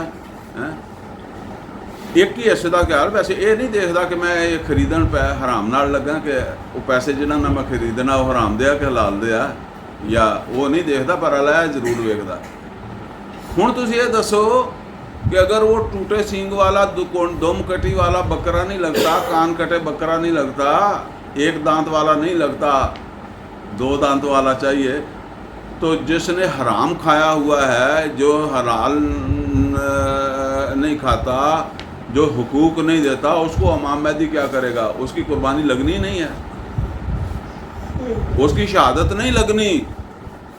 وہ تو ایسے ہی کہیں جو ہے نا، وہ جس طرح وہ بنی اسرائیلی والے طاعون سے مارے گئے، یا وہ جو بچڑا پوجا تھا تو کچھ 60,000 اس وقت قتل ہو گئے، وہ پھر جس طرح کی یہ ابھی جنگیں ہونی ہے نا، تو بس اسی میں ان کی صفائی ہو جائے گی، کیونکہ وہ صفائی نبی صلی اللہ علیہ وسلم نے بتایا کہ ایک آدمی جو ہے نا، اس کے اگر 100 بچے ہوں گے تو سمجھو 99 مارے جائیں گے۔ یہ مسلمانوں کی بات ہو رہی ہے، ٹھیک ہے نا؟ تو یہ گند ایسے ہی صاف ہونا ہے، تو کوشش کریں خود ہی صاف کر لیں، اپنے آپ کو خود اس لیول پر لے جائیں کہ امام مہدی آپ کو ساتھ لے جائے، ٹھیک ہے نا؟ ورنہ وہ گندگی کی صفائی میں صفائی ہونی ہے، اور یہ باتیں اچھی بھی نہیں لگتی، کیونکہ میں نے وہ بتایا نا پیچھے ہم نے پڑھا کہ جب وہ پیغمبر بھی آ کر وہ بات کرتا تھا کہ جو ان کے دلوں کو پسند نہیں تھی، تو وہ پھر سننا نہیں چاہتے تھے۔ تو فرمایا کہ وہ دعائیں کرتے تھے کہ اے اللہ پیغمبر بھیج دے، اب اللہ نے پیغمبر بھیج دیا۔ فرمایا فلما جاءہم ما عرفوا کفروا بہ، پھر جب وہ آ گیا جس کو انہوں نے پہچان بھی لیا تو انہوں نے کفر کر دیا۔ کیوں کر دیا؟ کہ اس کی باتیں ان کو وارا ہی نہیں کھاتی تھی، قرآن کی باتیں وارا نہیں کھاتی تھی، کیسے قرآن کو مان لیتے، رسول کو کیسے مان لیتے؟ فلعنت اللہ علی الکافرین، تو اللہ نے لعنت کر دیا ایسے کافروں پر۔ بئس ما شروا بہ انفسہم، بہت برا ہے جو انہوں نے اپنے نفسوں کو کے اوپر جو ہے وہ، یعنی اپنے نفسوں کے لیے جو انہوں نے ترجیح قائم کی، جس کے عوض انہوں نے اپنا سودا کیا، بہت برا ہے۔ ان یکفروا بما انزل اللہ، کہ انہوں نے کفر کر دیا جو اللہ نے نازل کیا اس کا، باغیاً، بس ضد کی وجہ سے۔ ان ینزل اللہ من فضلہ، کہ اللہ تعالیٰ نے اپنے فضل سے جو ہے وہ اتار دیا، علی من یشاء من عبادہ، اپنے بندوں میں سے جس کے اوپر جو ہے وہ چاہا۔ اب نوٹ کریں، فباؤ بغضب علی غضب۔ اچھا یہ غضب کے اوپر غضب کے مستحق کون بنے ہیں؟ یا بنی اسرائیل اذکروا نعمت اللہ انعمت علیکم، جو کبھی اللہ کے انعامات کے مستحق تھے، جو کبھی سلیمان علیہ الصلوۃ والسلام اور داؤد علیہ الصلوۃ والسلام اور طالوت، ٹھیک ہے نا، اس دور کے یہودیوں کو دیکھیں نا، تو آج انہی کی اولادیں ہیں، جیسے ہم اولادیں ہیں، ہم تو شاید نہ ہی ہوں، لیکن مطلب یہ ہے کہ عمر فاروق، عثمان رضی اللہ تعالیٰ عنہ، یا بہرحال ہمارے وہ بڑے ہی ہیں نا، ہم انہی کے نام لیوا ہے نا۔ تو اب اس غضب کے اندر ہم ہیں، اس وقت وہ تھے۔ یہ سمجھ لیں نبی صلی اللہ علیہ وسلم نے ایک حدیث میں فرمایا، لا یاتین علی امتی کما اتی علی بنی اسرائیل حدب النال بالنال، میری امت کے اوپر وہ سب حالات آ جائیں گے، وہ سب خرابیاں پیدا ہو جائیں گی جو بنی اسرائیل میں پیدا ہوئی، ایسے ہی جیسے ایک جوتا دوسرے جوتے کے مشابہ ہوتا ہے۔ فباؤ بغضب علی غضب، تم تو ایک غضب کی بات کرتے ہو نا، صراط الذین انعمت علیہم غیر المغضوب، غیر المغضوب، تم کہتے ہو ان کا راستہ ہمیں نہیں چاہیے کہ جو غضب کے اوپر شکار ہو جائیں. تو یہ انعام یافتہ لوگ غضب ایک غضب نہیں، غضب کے اوپر غضب کے مستحق بن گئے. سونے پر سہاگا جیسے کہتے ہیں نا، لیکن اس کو سونے پر سہاگے کی بجائے یہ سمجھ لیں، وہ جیسا کہتا ہے کہ آسمان سے گرا کھجور میں اٹکا یا کھجور سے گرا گٹر میں گرا. کھجور سے ٹوٹا تو گٹر میں گرا، یہ ہے وہ فباؤ بغضب علی غضب. تو یہ پیغمبروں کی امت کے ساتھ ہوتا ہے. وللکافرین عذاب مہین، اور کافروں کے لیے، ان کافروں کے لیے تو ابھی اور بھی عذاب ہے، میرا یہاں نہیں چھوٹ جائے گا. وَإِذَا قِيلَ لَهُمْ، اور جس وقت ان سے کہا جاتا ہے آمنوا بما انزل اللہ، ایمان لاؤ جو اللہ نے نازل کیا اس کے اوپر. قالوا، تو وہ کہتے ہیں نؤمن بما انزل علینا، وہ کہتے ہیں کہ ہم تو ایمان لائیں گے اسی کے اوپر ہی جو ہمارے اوپر نازل ہوا ہے. وَيَكْفُرُونَ بما وراءہ، اور اس کے علاوہ جو بھی ہے ہم اس کا کفر کر دیں گے. وَهُوَ الْحَقُّ مُصَدِّقًا لِمَا مَعَهُمْ، حالانکہ وہ حق ہے اور تصدیق کرتا ہے جو ان کے پاس. پھر بھی یہ ایسے ہی کہتے ہیں. قل، تو اے نبی صلی اللہ علیہ وسلم ان سے کہہ دیں فَلِمَ تَقْتُلُونَ انبیاء اللہ، تو پھر اگر یہی بات تھی تو تم نے اللہ کے انبیاء کو کیوں قتل کیا؟ یعنی وہ تمہارے انبیاء کو کیوں قتل کیا تم نے، نبیوں کو؟ پیچھے آیا نا وَيَقْتُلُونَ النَّبِيِّينَ بِغَيْرِ الْحَقِّ، تو کیوں ان کو قتل کیا؟ وہ تو تم ہی میں سے تھے نا. چلے محمد و رسول اللہ صلی اللہ علیہ وسلم کے بارے میں تمہاری ایک ضد ہے کہ محمد و رسول اللہ صلی اللہ علیہ وسلم جو ہے وہ ہم میں سے نہیں ہیں، تو وہ تو تم ہی میں سے تھے نا. من قبل، اس سے پہلے. ان کنتم صادقین، اگر تم سچے ہو. ان کنتم مومنین، اگر تم ایمان والے تھے تو پھر ایسا کیوں کیا؟ وَلَقَدْ جَاءَكُم مُوسَىٰ بِالْبَيِّنَاتِ، بے شک تمہارے پاس آئے تھے موسیٰ بھی کھلی نشانیوں کے ساتھ. ثُمَّ اتَّخَذْتُمُ الْعِجْلَ، پھر تم نے ان کے بعد بچڑا بنایا. وَأَنْتُمْ ظَالِمُونَ، اور تم ہوئے اس ظلم کے اندر مبتلا. وَإِذْ أَخَذْنَا مِيثَاقَكُمْ، جس وقت ہم نے تم سے جو ہے وہ ایک پختہ عہد لیا، میثاق پختہ عہد لیا. وَرَفَعْنَا فَوْقَكُمُ الطُّورَ، اور ہم نے تمہارے اوپر طور پہاڑ کو بلند کیا اور تمہیں کہا خُذُوا مَا آتَيْنَاكُمْ بِقُوَّةٍ وَاسْمَعُوا، پکڑو مضبوطی سے جو ہم تم کو دے رہے ہیں اور بات کو دھیان سے سنو. وَاسْمَعُوا، یعنی یہ توجہ سے سنو گے تو بات سمجھ آئے گی. میں وہ کہا کرتا ہوں کہ قرآن بھی ہم سمجھتے ہیں کہ جس وقت بچہ سکول جاتا ہے نا تو ہماری خواہش یہ ہوتی ہے کہ بچہ پورے دھیان سے استاد کی بات سنے. اگر وہ بات نہ سنے، بیٹھا رہے، کان میں روئی دی ہوئی ہو، توجہ نہ ہو، تو ہمیں بڑی پریشانی ہوتی ہے کہ جی بچہ سکول گیا ہے پر فائدہ کوئی نہیں ہوا. لیکن قرآن بغیر ہی سمجھے سن کر فائدہ ہی لیتا ہے. یہ ہدایت کے لیے ہے اور اس کا فائدہ کہتا ہے یہ سمجھ کے بغیر ہی آ جائے گا فائدہ. وَاسْمَعُوا، اور دھیان سے سنو. قَالُوا سَمِعْنَا وَعَصَيْنَا، تو انہوں نے کہا ہم نے سنا اور نافرمانی کر دی. اب ظاہر بات ہے کہ یہ جو ہے نا وہ انہوں نے اونچی نہیں کہا ہوگا، دل میں کہا ہوگا، آہستہ کہہ دیا ہوگا.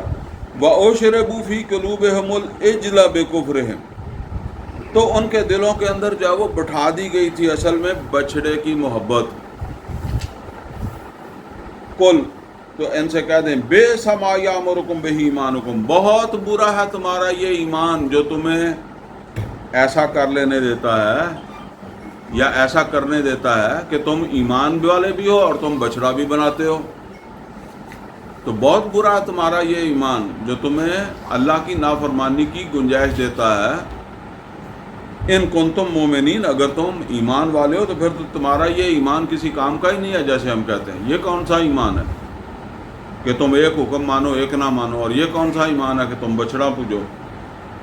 قل، اے نبی صلی اللہ علیہ وسلم ان سے کہہ دیں ان کانت لکم الدار الآخرۃ عند اللہ، اگر ہے تمہارے لیے آخرت کا گھر اللہ تعالیٰ کے ہاں خالصۃ من دون الناس، دوسرے لوگوں کو چھوڑ کر.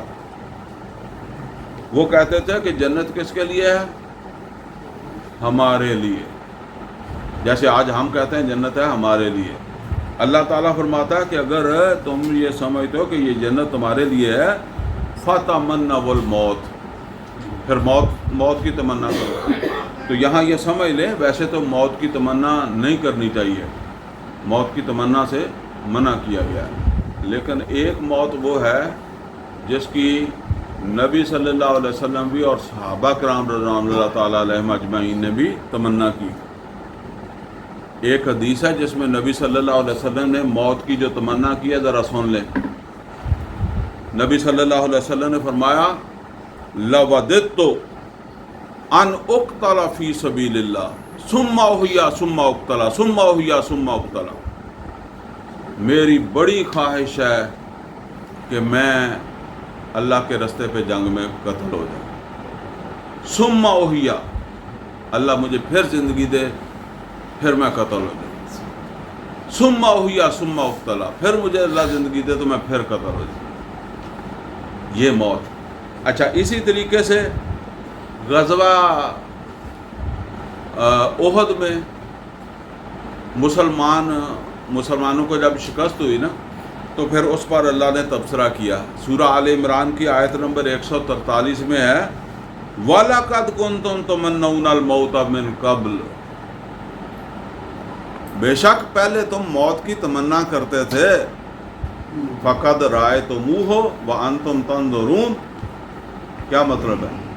یہ اصل میں وہ جنگ کے اندر پھر شکست ہو گئی تھی مسلمانوں کو، 70 مسلمان شہید ہو گئے تھے، تو کوئی جو وہ مسلمانوں میں ایک کمزوری آئی تھی نا، تو اللہ نے کہا کہ بڑے تم تمنا کرتے تھے موت کی، تو اب موت ہی آئی ہے، تو پھر اب وہ اصل کے اندر جو ہے نا وہ منہ سے کہنا اور ہوتا ہے، اور جب آ جاتی ہے تو پھر جو ہے نا اس کا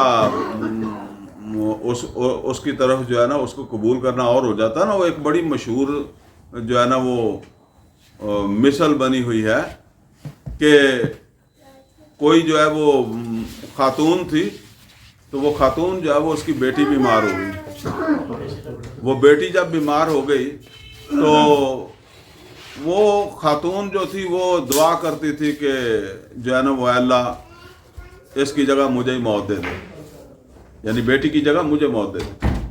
تو وہ ہوا یہ کہ ایک دن ایسے کوئی اندھیری رات تھی، تو کوئی جانور ان کا جو ہے وہ کوئی بکری کوئی دوسری چیز جو ہے وہ اٹھی کھل گئی، تو اس نے کسی برتن کے اندر منہ ڈالا۔ عام طور پر جب وہ برتن کا منہ ہوتا ہے تنگ، وہ ڈال لیتا ہے منہ، نکالتا ہے تو سینگ پھنس جاتے ہیں، تو اسی طرح اس نے جب نکالا تو کچھ نظر نہیں آ رہا تھا اس کو، تو وہ بغیر ہی جو ہے وہ اندازے کے ساتھ گئی، تو کہیں وہ اسی جگہ پہنچ گئی جہاں عورت اپنی بیٹی کے ساتھ جو ہے وہ، یا ساتھ بیٹی کی چارپائی تھی، تو اس کے اوپر جو ہے وہ پہنچ گئی۔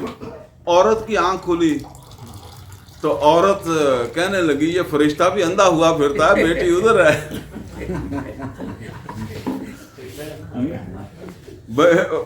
وہ پہلے تو کہتی تھی کہ مینو لے جا بیٹی رہ جائے، تو اب وہ کہتی ہے کہ فرشتہ بھی اندھا ہوا پھرتا ہے، وہ بیٹی ساتھ والے چارپائی پر ہے۔ تو وہ اللہ تعالیٰ یہاں فرماتا ہے کہ تم تو بڑی موت مانگتے تھے، وَلَقَدْ كُنْتُمْ تُمَنَّوْنَ الْمَوْتَ مِنْ قَبْلُ، تم پہلے بڑی موت کی تمنا کیا کرتے تھے، تو موت ہی آئی ہے، کیوں پریشان ہو گئے؟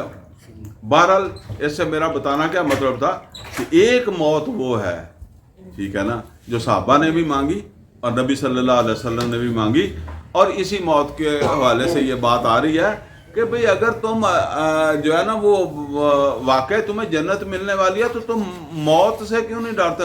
موت سے کیوں ڈرتے؟ موسیٰ علیہ السلام نے کہا کہ جنگ کرو، تو تم جو ہے نا وہ جنگ سے بھاگ گئے، اور پھر دشمن تمہارے اوپر غالب آ گیا، تو آج دنیا میں در بدر پھر رہے ہو، تو یہ موت سے بچتے ہی پھر رہے ہو نا۔ تو فرمایا کہ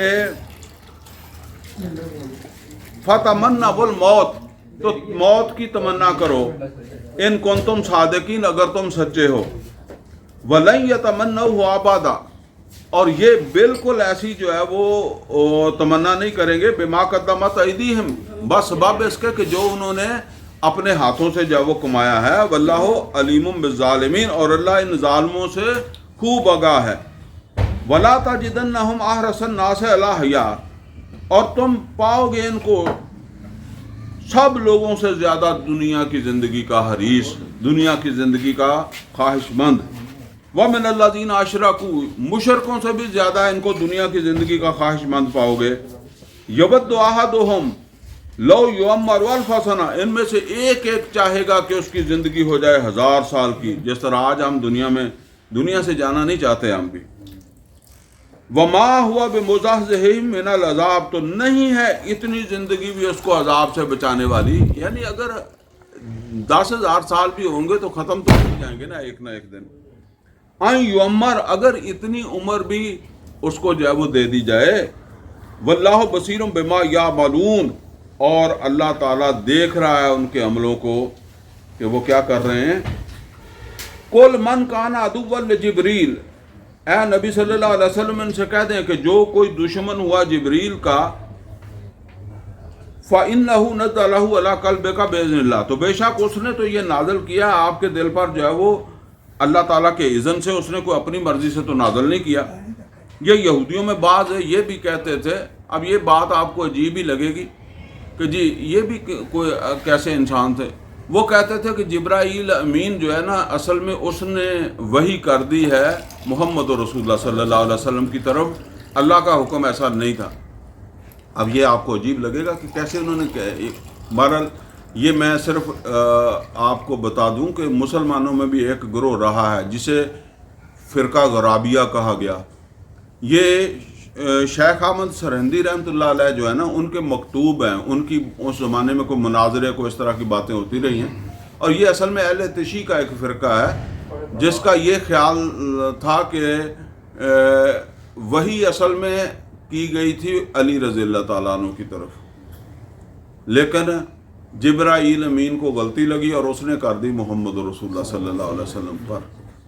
تو اصل میں ان کا ایک اپنی لاجک ہے، انہوں نے کہا کہ اللہ تعالیٰ نے کوئی جبرائیل امین کو نام نہیں بتایا تھا کہ فلاں شخص کی طرف وحی کر دو، بلکہ اللہ تعالیٰ نے کہا تھا کہ فلاں شہر کے اندر، اور یہ خصوصیات ہیں ایک آدمی کی، ان خصوصیات والے پھر جیسے کہتے ہیں کہ جی اب ایک ہو گیا تو ہو گیا، پھر انہوں نے اسی طرح پھر وہ چالو ہو گیا کام۔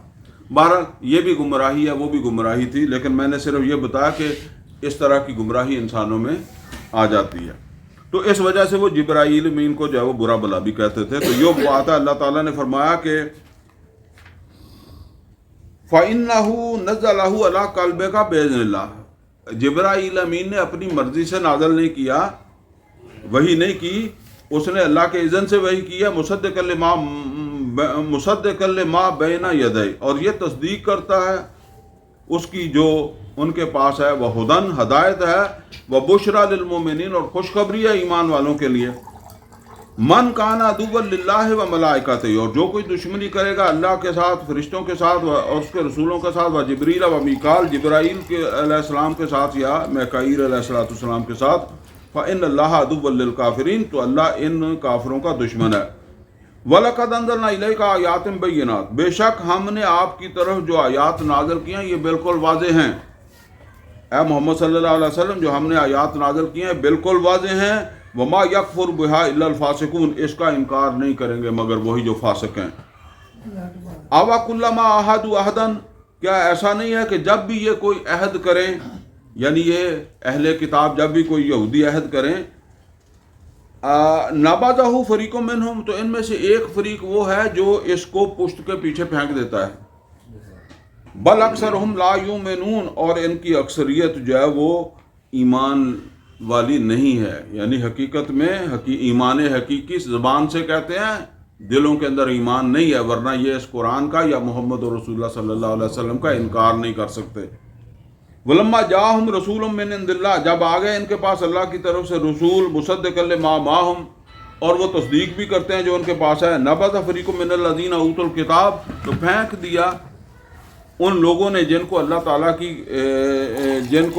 جو اللہ تعالیٰ کی طرف سے پہلے کتاب دی گئی تھی، کتاب اللہ برا ظہورہم، اللہ کی کتاب کو پشتوں کے پیچھے، کأنہم لا یعلمون، جیسے کہ وہ جانتے ہی نہیں ہیں، واتبعوا ما تتلو الشیاطین علی ملک سلیمان، اور انہوں نے اتباع کی اس کی جو پڑھا کرتے تھے شیطان سلیمان علیہ السلام کے دور حکومت میں، وما کفر سلیمان، اور کفر نہیں کیا تھا سلیمان نے، ولکن الشیاطین کفروا، یہ شیطان تھے جو کفر کرتے تھے، جادو کرتے تھے، وَيُعَلِّمُونَ النَّاسَ السِّحْرَ، اور وہ سکھاتے تھے لوگوں کو جادو، وَمَا أُنزِلَ عَلَى الْمَلَكَيْنِ بِبَابِلَ هَارُوتَ وَمَارُوتَ، اور جو نازل ہوا تھا دو فرشتوں ہاروت اور ماروت پر بابل شہر میں، وَمَا يُعَلِّمَانِ مِنْ أَحَدٍ، اور وہ نہیں سکھاتے تھے کسی ایک کو بھی، حتیٰ یقولا، حتیٰ کہ وہ کہہ دیتے تھے انما نحن فتنۃ فلا تکفر،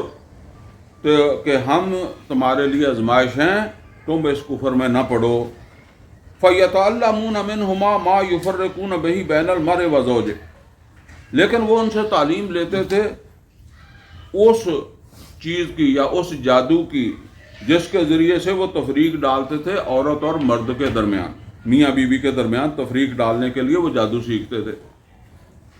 اب یہ بابل عراق کا شہر ہے، یہاں یہ قید میں چلے گئے تھے، بخت نصر کی قید میں، جو اس وقت کا نمرود تھا، تو اس کی قید میں چلے گئے تھے، اس نے فلسطین کے اوپر حملہ کر دیا تھا، ان کو کافی ساری لوگوں کو قتل کر دیا، وہ عزیر علیہ السلام کے زمانے میں، تو وہاں پھر ان کے اندر جو ہے نا وہ یہ جادو وہاں سے ان کے اندر جو ہے وہ آیا، یہ ہاروت اور ماروت کے ذریعے سے، تو اس کی پھر بدترین شکل یہ ہے کہ پھر کہاں مومن نے جہاد کرنا ہوتا ہے، دین کے بڑے بڑے تقاضے اس نے پورے کرنے ہوتے ہیں، اور کہاں پھر وہ میاں بیوی گھری لوگوں کے بستے گھر جو ہے ان کو اجاڑنے میں لگ جاتا ہے۔